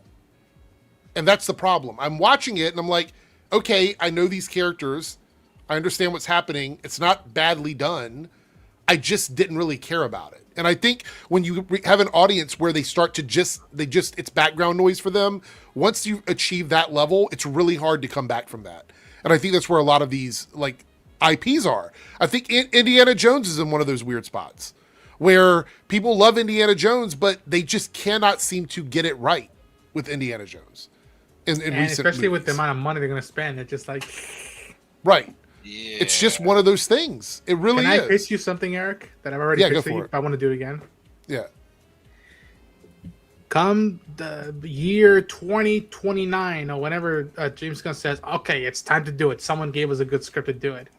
When they choose to do Animal Man, specifically the Grant Morrison era, you don't need him saving the world. Right. You don't need him going to another galaxy and whatnot. All you got to do is just make this character figure out how he's going to pay the bills and feed his family.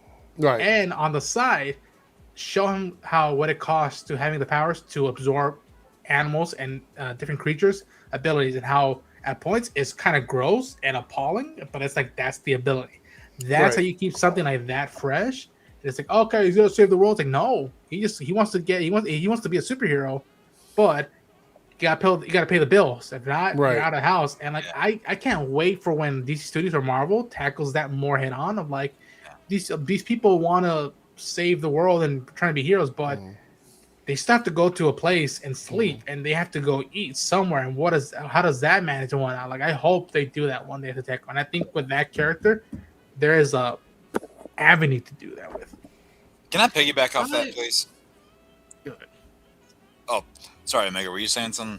No. I was gonna basically all I was saying was, well, when y'all talk about having like lower stakes movies, or like more like not necessarily street level, but just not as crazy, like superhero movies.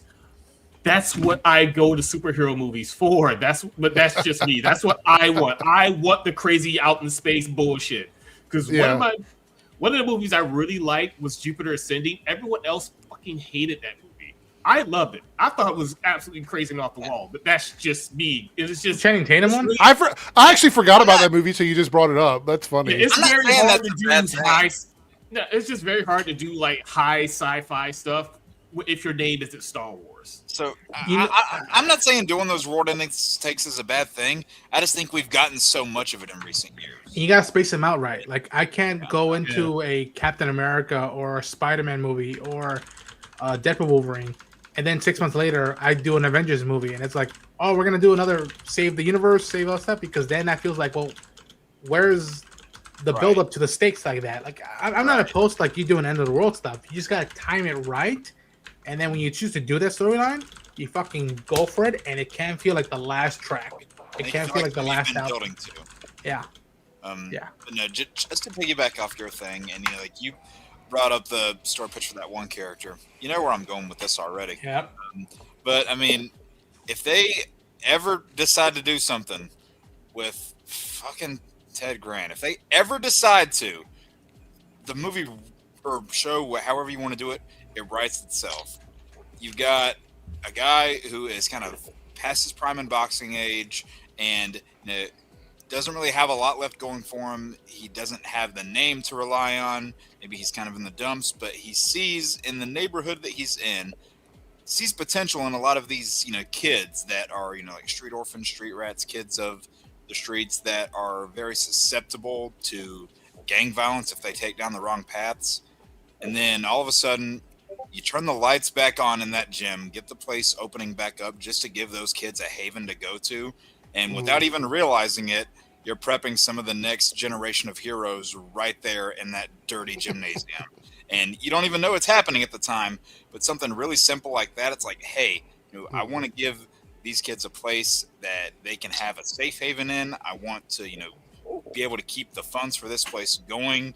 Someone who feels like they've kind of lost their purpose, but they find it again through the younger people out there. I feel like it's such an easy thing that writes itself. And kind of like what they're doing with Clayface, where like you could really just market it as a body horror movie. You could do the same thing with a movie like that, market it as like a boxing, like street type movie. Right.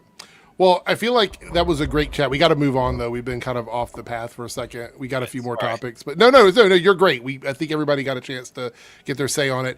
We got some super chats here. We've reached the goal in the Reloaded chat. We are 2 away in the Debunks chat, but we've reached the goal in the Reloaded chat. I'll put the poll back up in just a second. But here are some of the comments we have for the South Texas Shark went on a $2 spree here, so that's good. Thank you so much, South Texas Shark, for this. Did you see the Mexico 86 trailer? I have not, but I have it open in a tab. We'll watch it at the end of the stream before we talk about Daredevil. For anybody that's going to stick around for that, I haven't seen it. It's I'm sure that. Are you excited, Ronan? So I'm passively excited because A, it's got Diego Luna, and B, Mexico 86, for those who know people we're referencing, that is the World Cup of 1986, and how that has a core memory with, not me, because I wasn't born yet, my family, especially my Mexican side family, and how they've told me stories of that year and what happened going into it. And so I haven't seen it yet. I'm intrigued by it. It has Diego Luna, so I'm on board, and it has to do with football or soccer, as well as, Yes. my fellow countrymen here. And that's also coming out this year of the World Cup, which I have mixed feelings about this World Cup. This is going to be crazy. We could talk for an hour about the bullshit going on with the World Cup right now, but yeah, it's all right. $2 super chat. We're going to go through these because South Texas Shark asked some fun questions, and we'll just do. We will actually do roundtable here. What is your favorite liquid to drink? Mine would. Mine would probably be. I like lemonade. Lemonade's probably my favorite. Nice. I love like lemonade. Too. What about you, Ronan? We're gonna do clockwise because Omega's got some bullshit. I love soda, but I've been cutting down on it for a while now, so that's a good thing. But when I can get my vice on for a quick second, I don't mind some horchata and some jarritos. Oh, okay. Like you throw horchata, jarritos at me. Okay. What about you, Jake? Drinking a lot of water and coffee these days. I have both right here at my desk. And in June, I will actually have been soda free for 4 years. So it's kind of an achievement. Yeah. And a good substitute for that. I drink like V8 Fusions that have like a lot of like natural fruit and stuff in them. But also a lot of Gatorades, specifically the cool blue flavor. It's my favorite one. Okay. Omega, you seem like you really want to answer this question. I'm afraid to hear your response, but go ahead. Yes. No, I'm kidding. Oh, no. Oh, my God. I knew some dumb shit like that was going to come out. No, cranberry juice. I really, really like cranberry juice. All right. All right. And we're going to do... pomegranate. No, we're gonna skip one of the South Texas Shark. We'll get back to it in a second, but we're gonna do this one first. What's your favorite kind of weather? Mine is like mild warm, so like somewhere between 60 and 75, somewhere around there is usually my favorite. I can do a little bit colder or a little bit warmer, but that's like my sweet spot. So let's go again. You first. I like an overcast vibe. Okay. I like it when it rains here and there. But I think the sweet spot for me is like if it's a sunny day, that it better be like 77, 78 degrees with a little bit of breeze. Like that's that Cali weather that I love so much. It's like perfect. It's not too hot. It's not too cold. It's somewhere in the middle and it's sweet. And I don't have to wear a jacket all the time. Okay. What about you, Jake? Okay, y'all are going to think I'm batshit insane for this one. But I actually don't mind it. We actually had this weather today. It was really nice where you've got a light cloud cover where the sun's not blazing in your face. You've got light clouds there. It's, the temperature, maybe low 50s to low 60s is kind of the range because I like just that little bit of a cool breeze. I could wear a t-shirt and shorts in January and be completely content. Be absolutely not cold in the slightest. But yeah, that is my ideal kind of weather, which is why I'm a little nervous for San Diego this year because I feel like that weather's going to kind of kick me in the ass in a way I haven't felt in a while. Yeah, but that's my. What about you, Omega?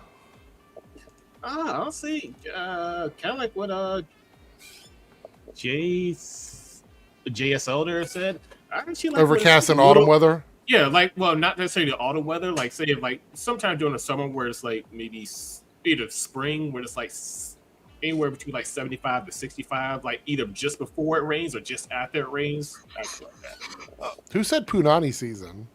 I mean, that's some bullshit I'd say, but okay, all right. No, I just want to say something funny. So, like, when I was going through college, like we'd be walking across campus, and this is definitely a South thing. You can probably relate to this a little bit, Eric, but you would get these people that, like, you'd be walking there, and all of a sudden the weather starts to change. And I told people, I was like, "Oh, it's about to rain." And the person I was next to had come up to where I am in Carolinas. They came up here from Australia, so completely different kind of weather that they're used to. And I said out loud, I said, "Oh, it's about to rain." And they go, "How do you know?" I said, "I can smell it." And they looked at me like, "What the fuck are you talking you can about?" in this area. And yeah, we're close up together. I know what that means. Yeah, you completely can. It's a specific type of feeling you get in smelling the air. It's like you can feel the temperature hit a certain thing, and you can smell that liquid in the sky that's going to rain down on you like a golden shower. Right. God damn it. But no, like, it's the condensation. You can smell the shift that happens. Yeah. People who don't know that, they look at you like you're on drugs. All right. Let's talk about this. I made a video about this today on my channel where I talked about it a little bit. James Gunn pauses the Authority. Maybe someday, not soon. Booster Gold and Paradise Lost series still in the works. So let's scroll down here a little bit. Anything about trying Swamp to read this Thing? whole thing? Huh? What was that? Said anything about Swamp Thing? I'd kind of like to know. Nope, nothing. He goes, "I never had an intention of writing or directing the Authority. The script wasn't quite there, but more importantly, it didn't work in terms of the larger DCU, both in terms of the story and practical concerns. Maybe someday, not soon." All right. And then we go on here to say, it's a very big movie if you're going to do it properly. Some of the story elements, perhaps that are in Superman and some of the other films, were fast-tracked. Step up a little on the Authority. No shit. If you've read the comic book, you'll know that this is not your neighborhood Justice League. Nope. It says here, it's the one that got messed with through all of the other things that were happening. The script had a harder time coming along.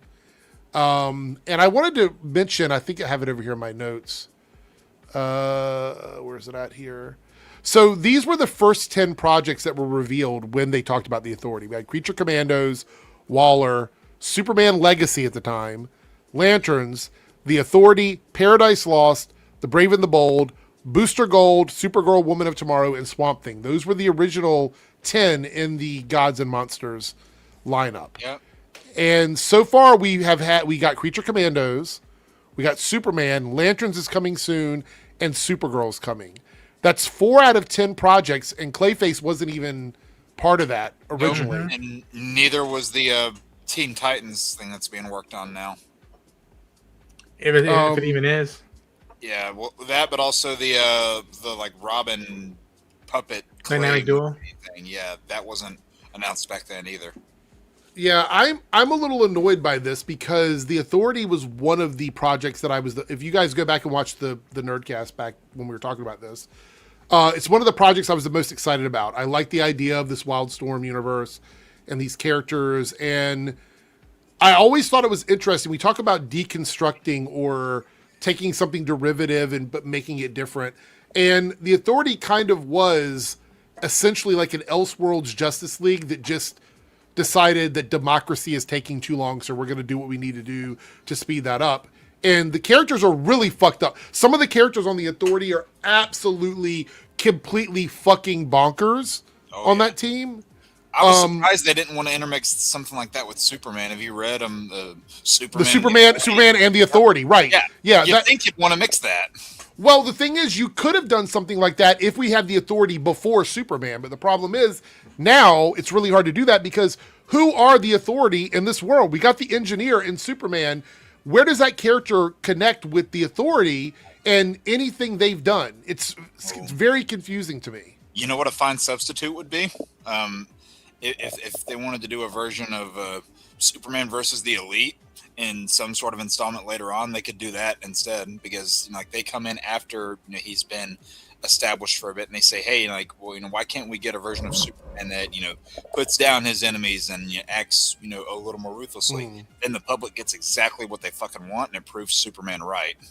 Yeah, the Authority would have been a really good opposition to Superman, other than the Justice Gang, because the Authority actually could have been those corporate superheroes. That's what that team could have been in that world. I think the Authority would have been a lot more gray. Well, maybe, but I think the thing is, you could have, I mean, we already had the Engineer working for Lex Luthor. Come on. You know what I mean? Like, no, I'm saying the Authority would have been a lot more gray than what you saw to the Justice Gang. Maybe, but if you're going to have the Engineer working with Lex, you could have easily had part of the Authority working with Lex. You could have put a couple more characters on there from that team. Because now we've got this... Yeah, no, I'm not saying you. I'm just meaning, like, from James' perspective. Like, I feel like, for me, the Authority ship has sailed, is what I'm saying. Yeah. I don't think there's any way to properly do it now unless you do it opposite the Justice League. So we're talking, like, if you don't want to do, like, a straight-on Justice League versus an evil team of characters, you could do Justice League versus the Authority, because they do line up in terms of power scaling. You could actually make that work. You see what the Engineer was able to do with Superman. So the power scaling works. I would have thought that a team, of characters that the large majority of the general audience doesn't know fuck all about, and James can do whatever he wants with, thought that would have been right up his alley. But yeah, because look at Guardians, look at Commandos. I feel like it could have worked easy. Well, we already talked about back then. The Authority is like 3 steps down the way from those characters. They've already lived their lives in other comic books pretty much at that point by the time we get to the Authority. So even there, you'd be jumping onto the train while the train is already moving. You know what I mean? So for me, I feel like just leaving it behind now, really for me is I have to come to grips with, we're probably not going to get an Authority movie, a cartoon or a TV show.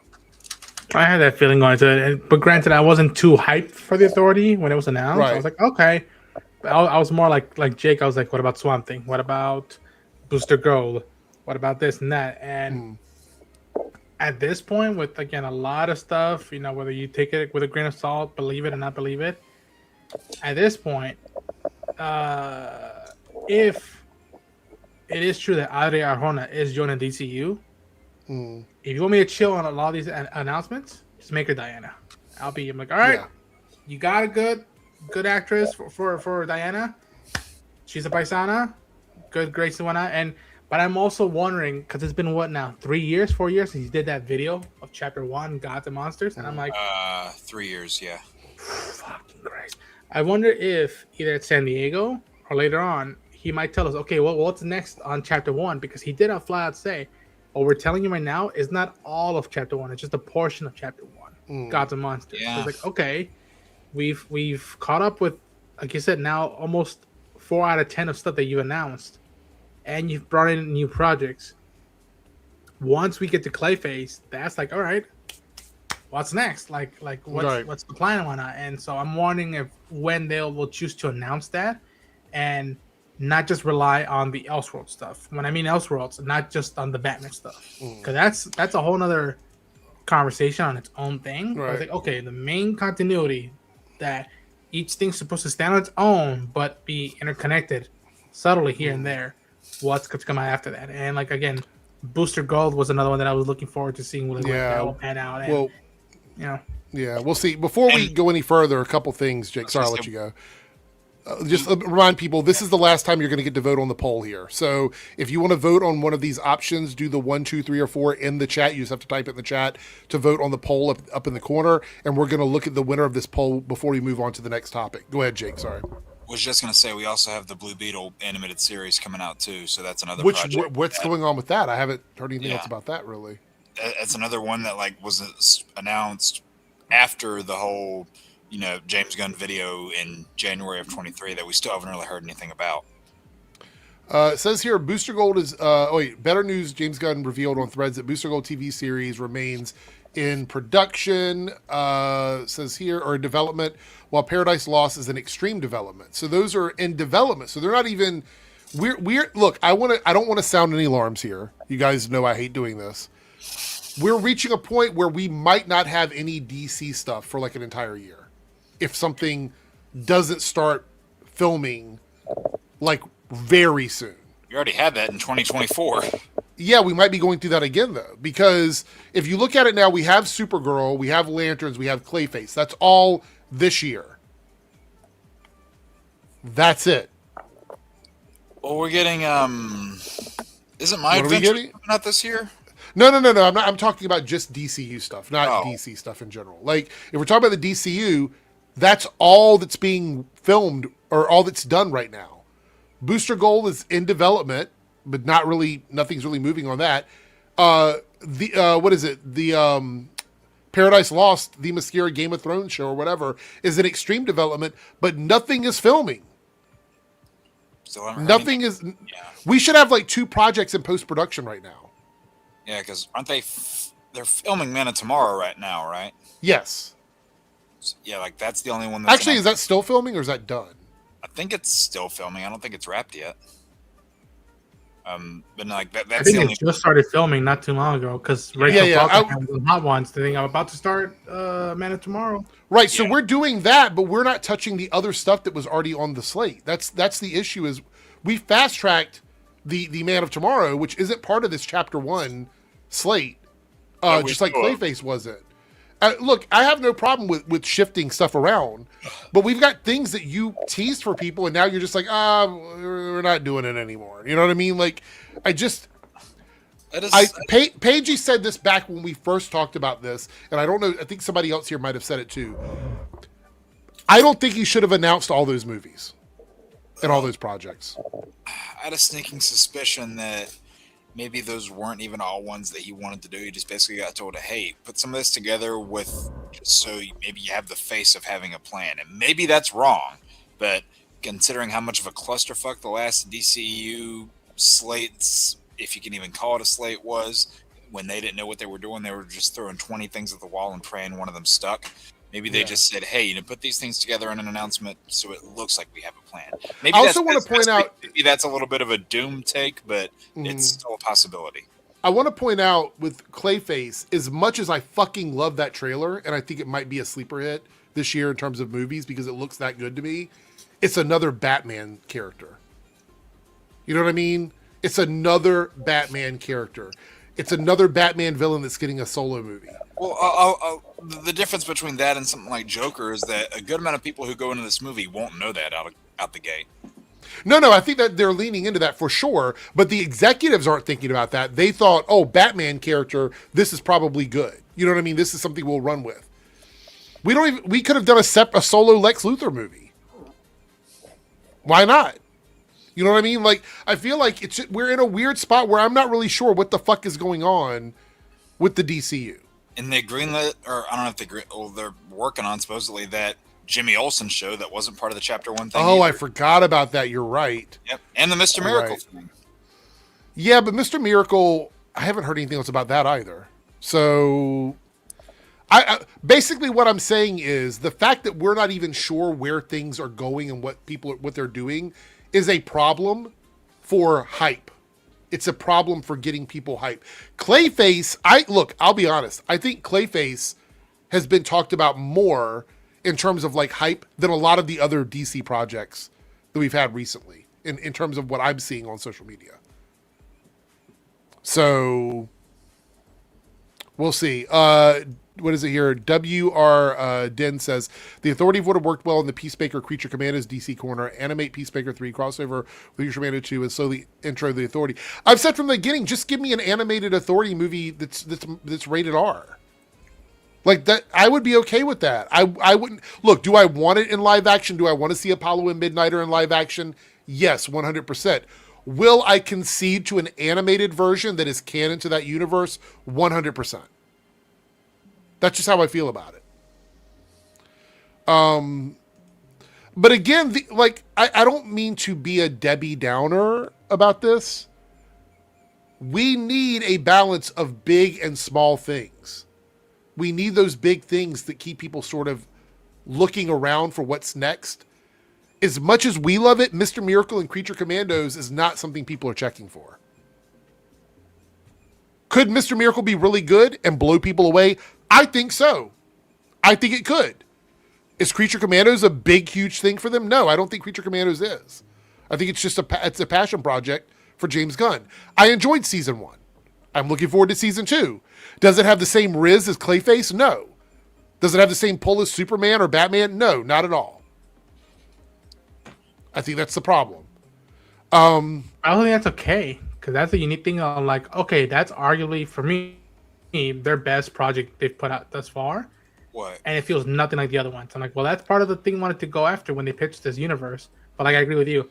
You got to do big and small at the same time, so balance it out. And you don't have to worry about the budget. Shrink that? No, it's one size fits all. That's all it does. Unisex. But I want to say the winner is top 3 greatest redemption arcs by 56%. I'm guessing this is fictional characters and not real people, right? Yes, 100%. So greatest redemption arcs for sure. Wow, that director one got no votes. None. People don't care. Let me put that on the list. Well, by the Eric, way, I guess people are apathetic about that one, so they don't care about it. True. All right, so let me look at my schedule before we move to the next topic. We got a couple small topics, and then need to be seeing all of my bedrooms. and then we're going to talk about anybody that wants to stick around and talk about Daredevil. We'll talk about Daredevil. Why did that go away? That's so weird. Scott Buck has the greatest redemption arc. Oh, No. Hey guys, I hate to break it to you. April Fool's was 4 weeks ago. Yeah. Oh, did you guys go over how David Zaslav didn't want to sell WBD? He was literally forced by law. What? When did that come out? Hold on. What you talking about, Willis? Also, Eric, are you a Power Ranger shirt? What is that? Justice League. Oh, okay. I could not tell. I'm sorry. The Jim Lee cover in black and white. Yeah. I'm fucking blind. Let's see. I'm going to look that up on Google and see. I don't know. We're going to talk about Daredevil in just a moment, guys. Don't worry. Tonight had some big stuff for sure. All right, hold on. Let's see here. Freaking neighbors yelling at. Yeah. Y'all can hear that shit. I don't. No. I can't tell if that was yours or mine. Because I can hear it over here on mine too. They were yelling earlier today. Yeah, I think we can hear it. I'm like, oh my god. No, it's either this pisses me off. I'm sorry. It's either someone yelling or someone revving up their fucking motorcycle or car at fucking 1:30 in the morning trying to show off. And every time they would do that, I would, if my window or my door was open, I would just pick my head out and be like, "You've got a little dick." Anyway. Okay, so Xander Cross here says David Ellison basically stepped into David Zaslav's office, plopped down a bunch of money, and swiped the company out without his say, and he was apparently legally obligated to entertain. But that was after he put it up for sale, though. That's the thing, because you got to remember, David Ellison, they weren't the first company that came in looking to buy Warner Brothers. I'm looking now on Google, and I don't see anything. I don't see anything about it. It says here, he said that there was an older quote where he's forced to do layoffs and restructuring, cost cutting for the merger. I don't see the article you're talking about. Tell me where you read that at, and I'll be glad to look it up. If it's like Deadline or somewhere, just tell me the name of the article and I can find it. Ronan says he has to head out. You heading out, Ronan? Yeah, man. I got early work tomorrow, and then I got to finish some projects beforehand. I fucking appreciate you stopping in tonight. We hadn't seen you in forever, though, so thank you for I know. I felt bad. I was like, I got to get back. Yeah. So, yeah. All right. Well, everybody check out Ronan Unchained everywhere. YouTube. Are you TikTok anymore? Yeah, he shows up a lot on my For You page. I'm still TikToking it. I might try to stream on May the 4th on both YouTube and Twitch. I want to see how that's going to work out. I could be wrong. But yeah, just didn't finish my coverage for Invincible, wrapping things up for Maul, Shadowlord, and Daredevil, and then prepping stuff for The Mandalorian Grogu, and Spider Noir. Okay. Sounds good. Take care, Ronan. Good seeing you guys. Later, man. All right, so I'm looking at my calendar, and obviously the 4th is not going to be a good day to do a game night because everybody's going to want to do their Star Wars content. So 4th is a Thursday? It's a Monday. Oh. So I'm thinking Monday, May the 11th for a game night, an early game night. So like 10, start at 10, like we did last time. Okay. Would you do 3 of them again or more? I mean, we can do as many as we can get in like 2 hours. So whatever we get in 2 hours. The 11th is the first day I actually do my Star Wars D&D game. Well, not D&D, it's their own like Fantasy Flight. Yeah. What time are you doing it? I don't know. I don't think she scheduled it. We're going to be going for like 2 to 2.5 hours is usually what we do. I'll probably end up showing up late then if it needs. Okay. Because usually we start at 11. No, usually we start at 8 until 11. I will actually schedule that game night then like tonight. Like I'll schedule, it'll be up in the thing. Anybody who wants to come in can come in for sure. I mean, do whenever you need. I'll just drop. Whenever. I still got to get up with you about that Fantasy Star game. Dude, I've been trying to. I don't know because like I'm free on Mondays, Tuesdays, and Wednesday is kind of a decent day for me. It's just I work later that night, so I'm not doing too much that day. I've been bad about that, man. I'm sorry. When I get done tonight, I got to run the new 24-man raid on Final Fantasy 14. And I gotta unlock that. Yeah, I've been bad about that, man. I'm sorry. I don't know when because I'm trying to get other people to join in, and it's like, yeah. All right, so Cameron here with a $5 super chat says, I still think James Gunn is doing the Authority down the line. I think people are going to compare the Authority to the Boy. That's a really good point. I mean, it's also kind of like Invincible. It's like a sour superhero team that kind of does what they need to do to get the work done. I don't know. I am trying to process this in the best way I can, and that process is me just thinking we might not ever get it. And then if we do, I'll be really happy. If it ends up down the road that we end up getting it, I'll be excited about it. So when does Invisible Versus come out? Oh, that game? Soon. Yeah, it Venacross is asking about that. It looks decent. I'm more interested in the Avatar game, but hey, I'm interested in that too. The Final Fantasy 14 expansion for Evercold, that trailer looks so fucking do you see the whole like evolved and versus what we currently have? Better, so much better. I want There's so much shit that I've got to get out and uploaded to clear my slate for Lego Batman. Yeah, that's another one. That comes out tomorrow, actually. Damn. That comes out Thursday. Yeah. Invisible Versus comes out Thursday. Oh, I thought you were saying Lego Batman. I was like, no, the fuck it doesn't. I still got a month. No, with Final Fantasy 14, obligatory Final Fantasy 14 talk for just a second. So they had the Fan Fest over this weekend, which I was paying attention to, and they announced a bunch of stuff. We're getting Beastmaster in like 3 months, which is going to be kind of fun. I mean, it's one of those things to. So, it's like Blue So Omega, but the thing is that the reason why they're doing it is they want to have people something for them to do between that and the expansion that comes out in January because we're getting the expansion in January.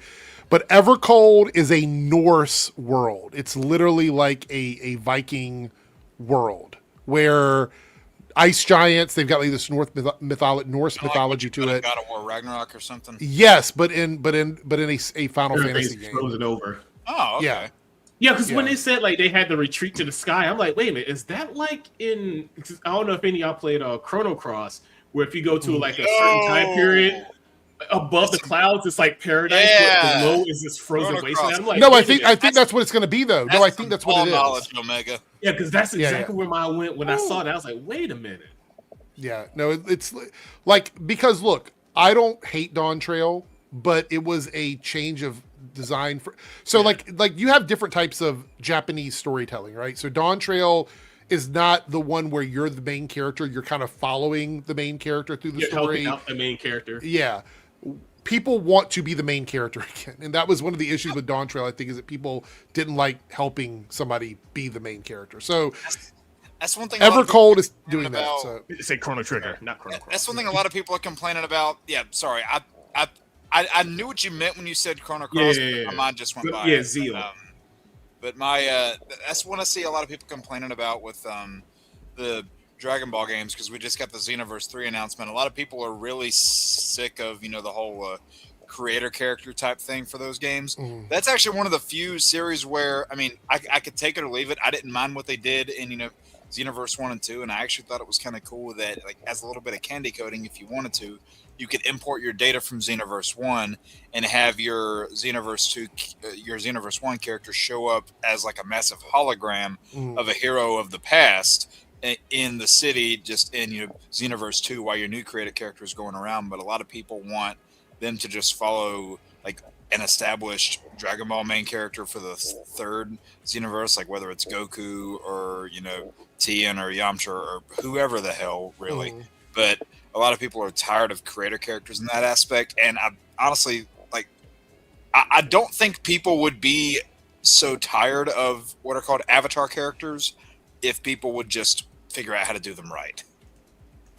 But that's just me. All right, so we got a couple of trailers to watch, and then we're going to answer the super chat from South Texas Shark, and then anybody that wants to stick around and talk about Daredevil, we can do that as well.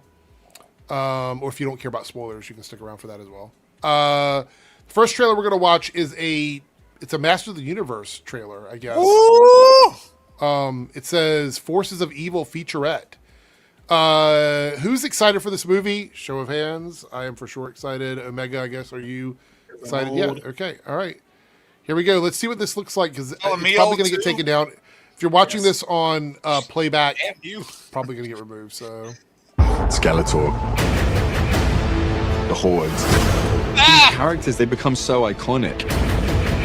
The great villains from my childhood, from the 80s. They were funny, or they were scary, or they looked cool.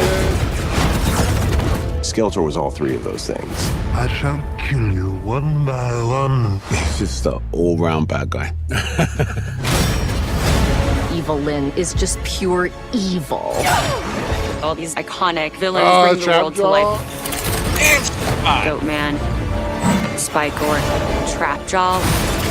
Sometimes bad people are the absolute most fun. I am the villain. Does it feel good?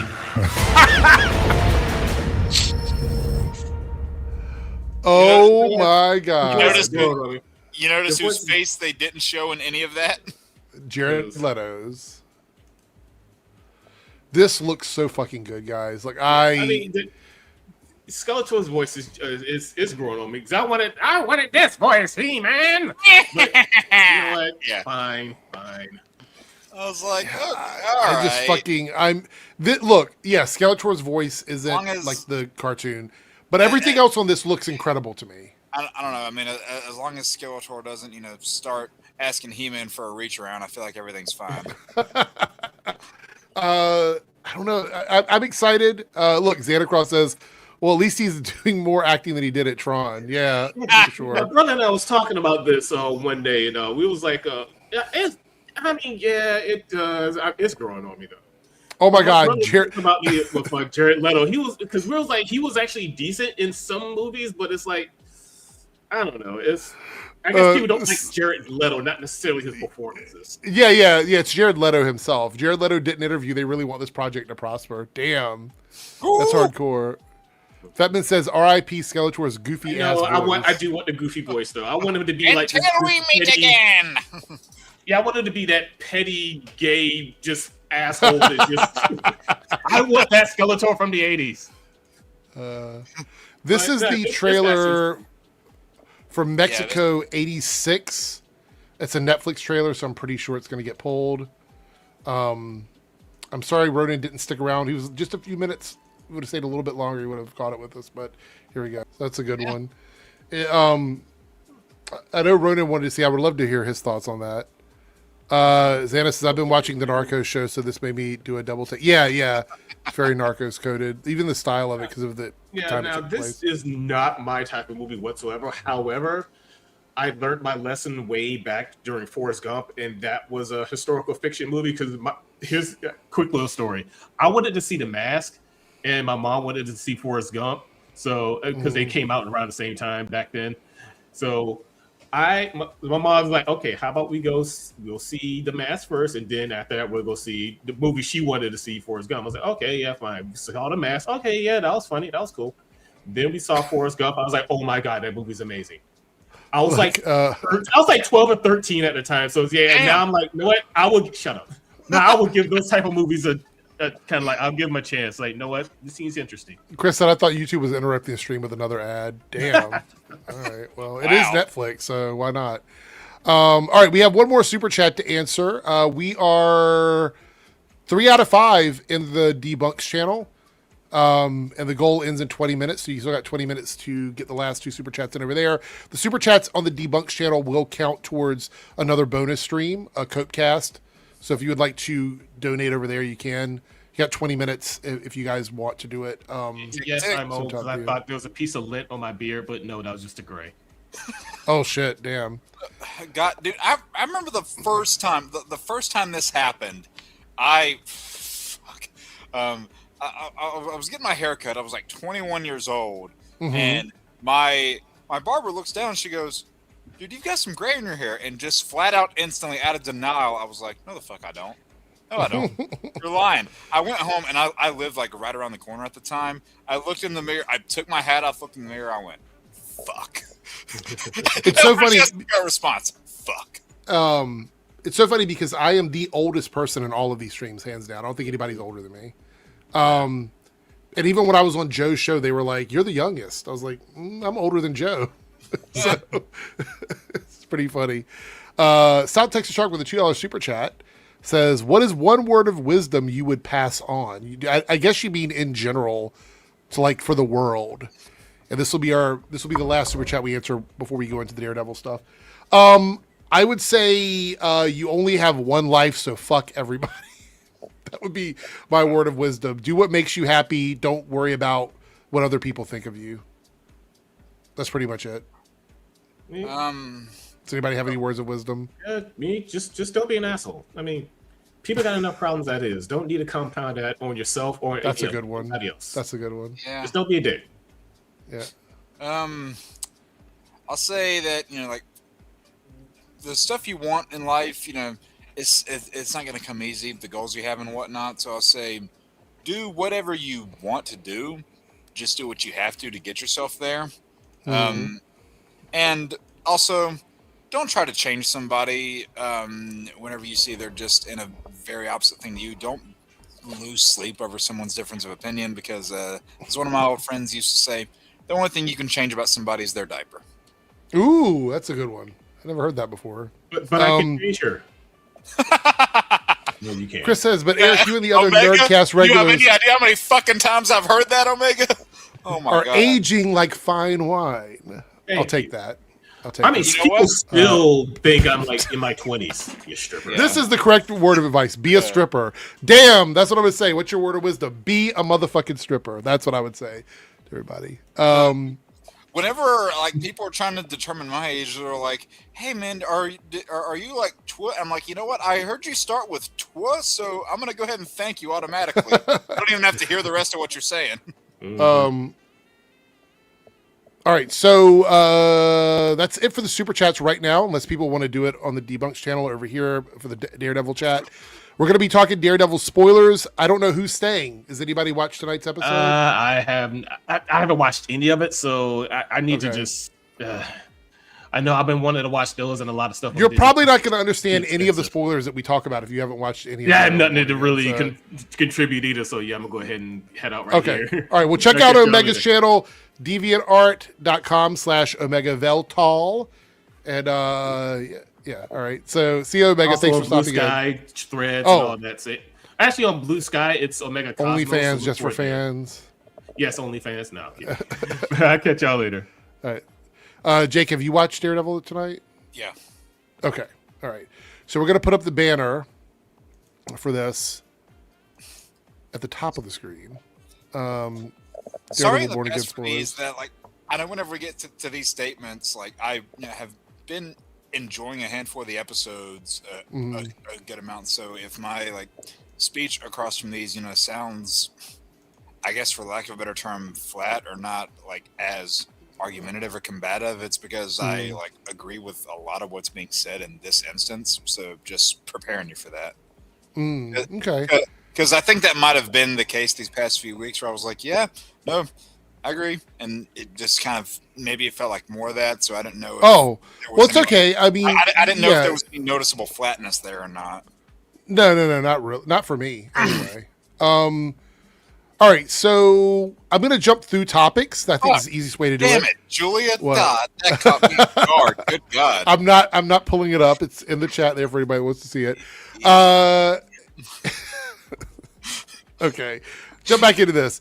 I wrote down some bullet points for the episode so we can get through this here. So the first thing I want to talk about is the continuation of Karen Page. So Karen gets arrested by the Anti-Vigilante Task Force and gets locked up. They treat her very unkindly going into that. And she gets a visit from Fisk, who absolutely assaults her. Pretty rough. But she was a fucking G about it because she didn't back down with anything he was saying or doing to her. So shout out to Karen for that, for sure. Nothing really. It was some good acting between them, but there was nothing unexpected there. I think that everything that we saw was pretty much predictable in terms of how they were going to treat Karen.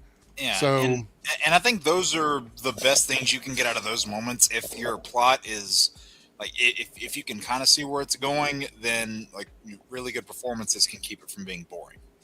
Mm-hmm. We also get to see Karen not get in touch with Matt through her phone call because that's what Fisk wanted her to do, and she probably knew that anyway. But she does get a chance to talk to Matt, who comes to visit her as Daredevil, and he says that he is not going to try and get her out because he knows that that's what Kingpin wants him to do. Yeah. So he's going to let it play out the way it goes. And she goes back into the cell, and she gets a visit from Heather. And I thought, this is interesting. Dude. Heather and Karen together. Heather is in the legal battle of her life this episode. Or not Heather. Sorry, I was thinking Karen. Yeah. My bad. But she gets under Karen's skin by bringing up Matt, Vanessa, Foggy, Frank Castle, and something about her brother. She should just be glad she wasn't that doctor that was mouthing off to Fisk in the last episode, because that dude was just asking to die. I'm sorry. Yeah, for sure. 100%. But then Karen exposes Heather because basically she gets her to like get emotional, because you see every time you see her and you see that moment in Heather's head where she's about to like snap, fly off the handle. Yeah. You see, Muse somewhere in the scene, which I thought was really interesting. Yeah. Good detail. And she actually, again, Karen gets assaulted twice. She gets assaulted by Fisk, and then she gets assaulted by Heather, all while locked up in jail. Which I was like, okay, that's pretty crazy. And we'll talk about what happens in the courtroom, because that happens towards the end. Let's talk about the Daniel and BB stuff. So Daniel and BB he's finally having to make that decision that I've been talking about for a few weeks now. Yep. Where do you pick Fisk or do you pick BB? And at first, we're not sure which way he's going, because he's very mad at her, and he's explaining to her why everything's the way it is, and the succession of escalation if she doesn't admit to what she did and, I guess gives in to Fisk's demands. And while he's talking to her and pretending like he's on her side, he's texting Buck to tell Buck where they're going so that they can meet up. And Buck is like telling Fisk, like, obviously Daniel's doing what we want, so he's a good person to have in our pocket. In that situation. And then we get Daniel and BB going to this supposed safe house, and she realizes it's not a safe house. And she knows that this is him making the decision to turn her over to Fisk. And she's freaking out because he admits to her that he helped bury a body, which we knew that because we saw that happen. Yep. A couple episodes back. What did you think he was going to do? I was at first, before this happened, I thought he's going to take her to Buck. That's what I thought for sure. Well, that I was kind of thinking, because you brought up the whole thing where she has seen him bury the body, and in my mind I'm like, okay, are we about to have like some sort of can't have any witnesses type scene here? Right. That's immediately where my mind went. Which by the way, fun thing, not so fun, but fun, ironic. She knows that body was buried, and she knows kind of where it is. Yep. But so Buck doesn't know. Yeah, Buck doesn't know that information was provided to her. And if you look at it from a writing standpoint, that's why he told her. Yeah. The writing needed her to know that, because I think it's going to be important later on. Yeah. But it also worked as a character moment for him, because he was explaining why he was doing the things he was doing. But he ultimately lets her go and goes to confront Buck himself.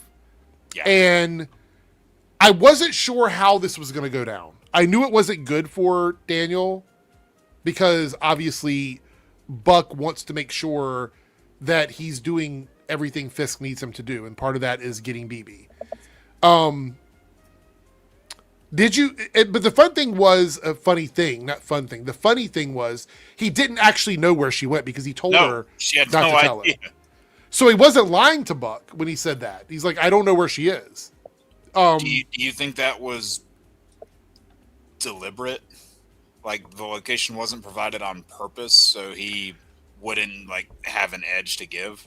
I think that they wanted to make it so that he would not say anything and force Buck to do something extreme, because if he has no information to give, then Buck has to make the decision on how he wants to handle it. And I think the writers wanted Buck to make that decision. They wanted to push Buck in that direction, because after he beats the fuck out of Daniel at the very end, when Daniel's talking to him, Daniel is giving him the same option that BB gave Daniel, which is you do realize that you can do something else. You don't have to do this. You don't have to be this person. You could be someone else. And the difference between Buck and Daniel is clear in this episode, obviously because of the circumstances. Daniel chooses to let BB go, knowing that he's going to get in trouble for this. Yeah. Buck chooses not to let Daniel go, and instead shoots him because he knows he'll get in trouble for this. Yep. So now Daniel's off the chessboard. BB knows what Daniel did. Buck doesn't know where BB is. And that's kind of where we're left on that story. We don't really know where that's going to go until next week. Yeah, they thought the mess was getting cleaned up, but now it's even bigger, you could argue. Right.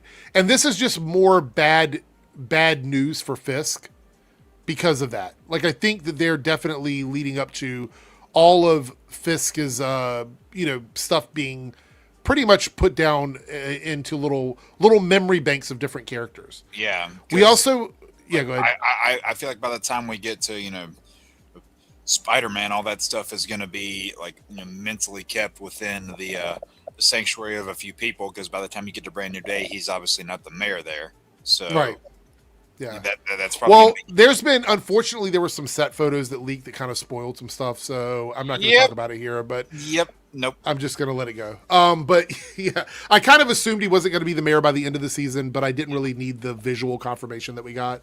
That was kind of the given thing. I mean, you could pretty much make that assumption on your own, but seeing the way the Brand New Day trailer played out, even before this season started, you're like, okay, you have a vaguely general idea of what happens. Yeah. Joshua here says, do you think it'd be cool if they did a Luke Cage special presentation on what he is doing or no? Fun. So this takes us to the next thing I want to talk about, which is Jessica Jones confronts Mr. Charles about going after her and her daughter. And she doesn't mention Luke Cage in any of the comments that she's saying to Mr. Charles. And so in my mind, I'm wondering, are they together? What's happening? When Jessica spoke to Matt about whether or not superheroes were being hired by the government to do things. Hire? Yeah, exactly. Luke Cage is one of those people to make sure that these shipments do what they're supposed to do. Yep. Because if you think about it, let's just be honest. Luke Cage is the perfect agent because he's bulletproof and he's super strong. Yeah, and he still has the speed of a superhuman. Right. That's one thing I really, small side note, that's one thing I really didn't like about the show in the first season is that, yes, he's super strong. That doesn't mean he moves like the speed of a damn tank. He's still really fast. Right. Sorry. We find out Mr. Charles tells her that he's the only person that knows where Luke Cage is. So he's holding that carrot in front of Jessica Jones to make sure that she doesn't do anything to him, right? So he's basically saying that. Because look, we know that her powers are inconsistent, but she still has them. They're just, they come and go. So she doesn't, they're not full, her powers don't work like they used to before. There were people asking over in Lance's stream, they said, was that at all a result of her giving birth? And to my knowledge, that's never been a thing in other forms of media. I don't think so either, because her mother gave birth to her and didn't lose her powers. So like her childbirth has never affected her powers. Yeah. So have no clue. But anyway, so we know Luke Cage is still around. We know for sure that he's working for the government. I don't know if we're going to get a one-off episode of Luke Cage, which it would be really cool because we're getting that Punisher special right after Daredevil Born Again. So I wouldn't mind a Luke Cage show. Give me a Cage and Iron Fist special presentation. Yeah, I would totally be down for that. Because they've never called in like any of these seasons of TV. Have they ever called Luke the Power Man? I can't remember. I think they might have said it like as just a statement, not like a actual name. So I can remember. I haven't seen Luke Cage in a long time. Yeah, I don't think they actually did in the same way. Anyway, we got some more Jessica Jones stuff. We'll get to that in a moment. Yeah. So there's an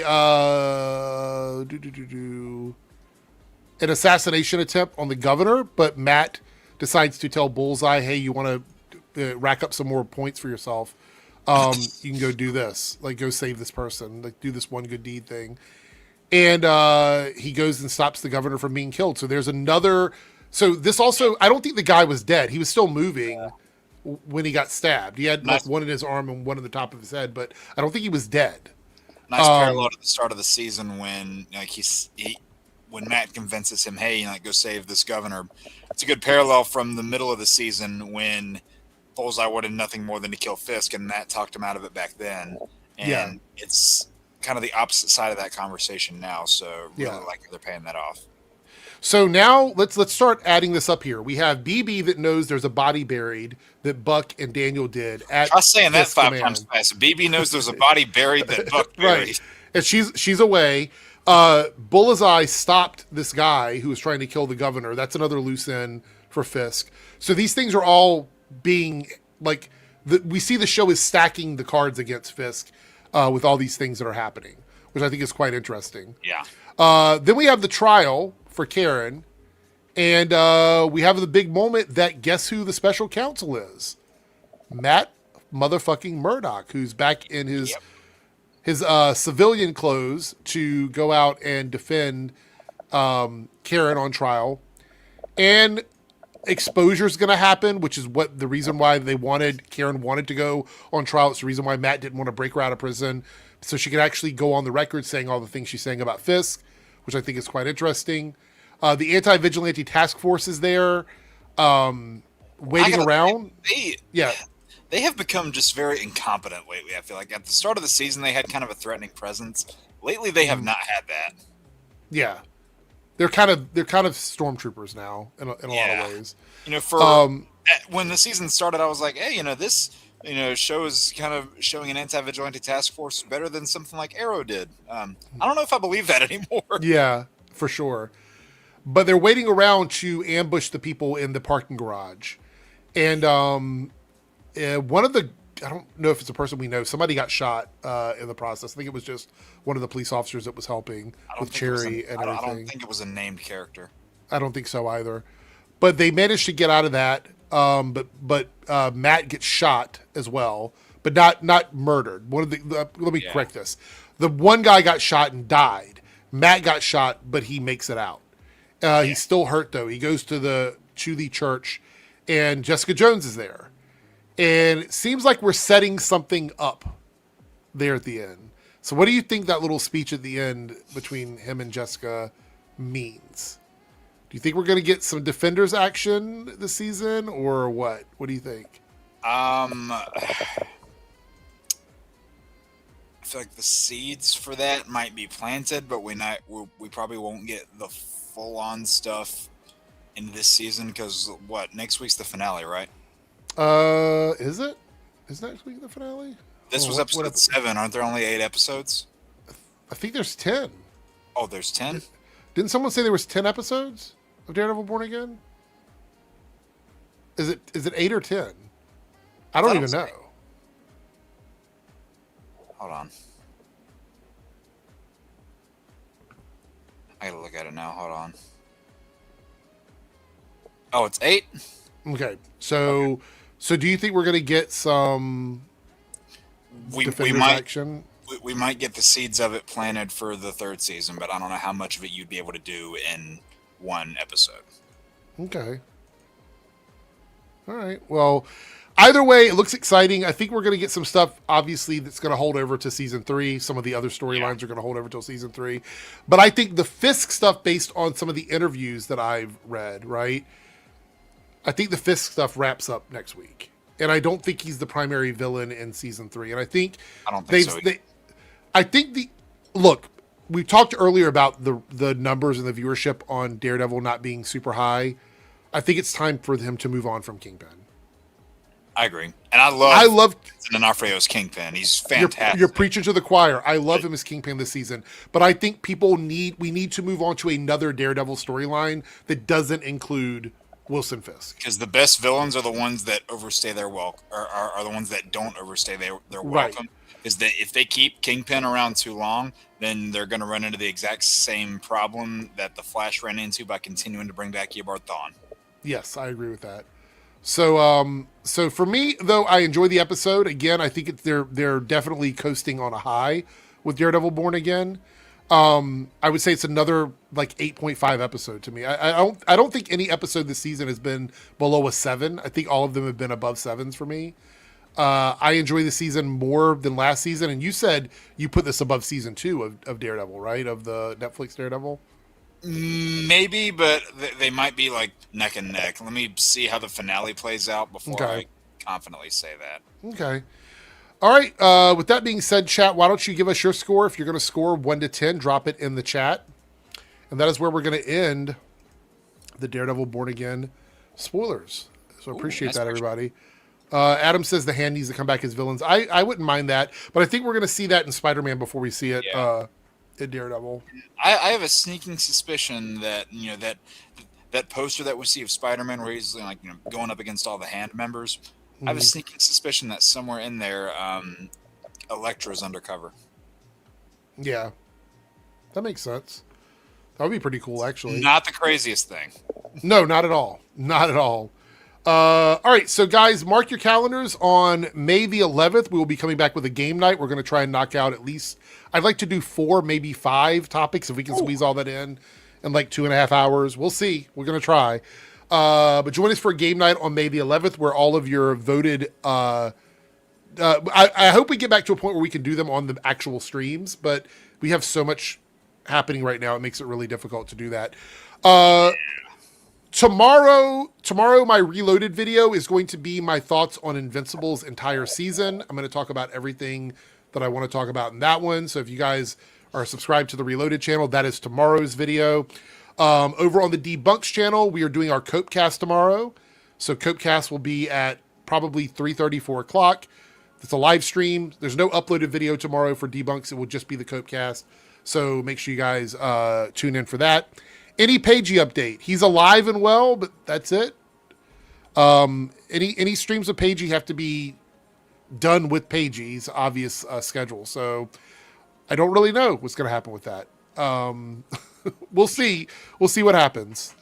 With that being said, Jake, you are the lone survivor here. So tell them where they can find you and what you got going on this week. Well, you can find me right there. Enjoy Pet Jake on YouTube. Got my own show, Jake's Lost Levels on Sundays. We're actually going to be starting a new game to add to the Lost Levels catalog. This upcoming Sunday, we're going to be starting Batman Arkham Knight. which that's going to be a task getting a lot of that 100% data back, but it's going to be fun. Outside of that, there's a long list of videos that I have to get my way cleared through before the end of May to make way for Lego Batman. I'm not going to stop the other normal content that I normally do once that occurs, but I really do want to try and milk that for as long as I can. Not like out of necessarily obligation. I'm going to have a shit ton of fun with that game and be able to make a lot of content out of it. So I think it's a win-win either way. Okay. Well, thank you so much. Chris, Chris, that is not something that will happen. Rodimus Prime. Never. Thanks, everybody, for the super chats. Thanks to all the channel members. I do appreciate it. You guys are amazing. Again, check me out tomorrow, Copecast on the Debunks channel, where we're going to be watching some videos. My Invincible review will be out tomorrow on the Reloaded channel, so tune in for that. I'll be giving all my thoughts and opinions on this past season of Invincible. And we'll be live again on Thursday with another Nerdcast. So thank you guys so much. With that being said, we're out of here. There's no intro or no outro anymore. I'm redoing it. So we're just going to end the stream with some waves and some awkward smiles. So have a good night, everybody. Take care.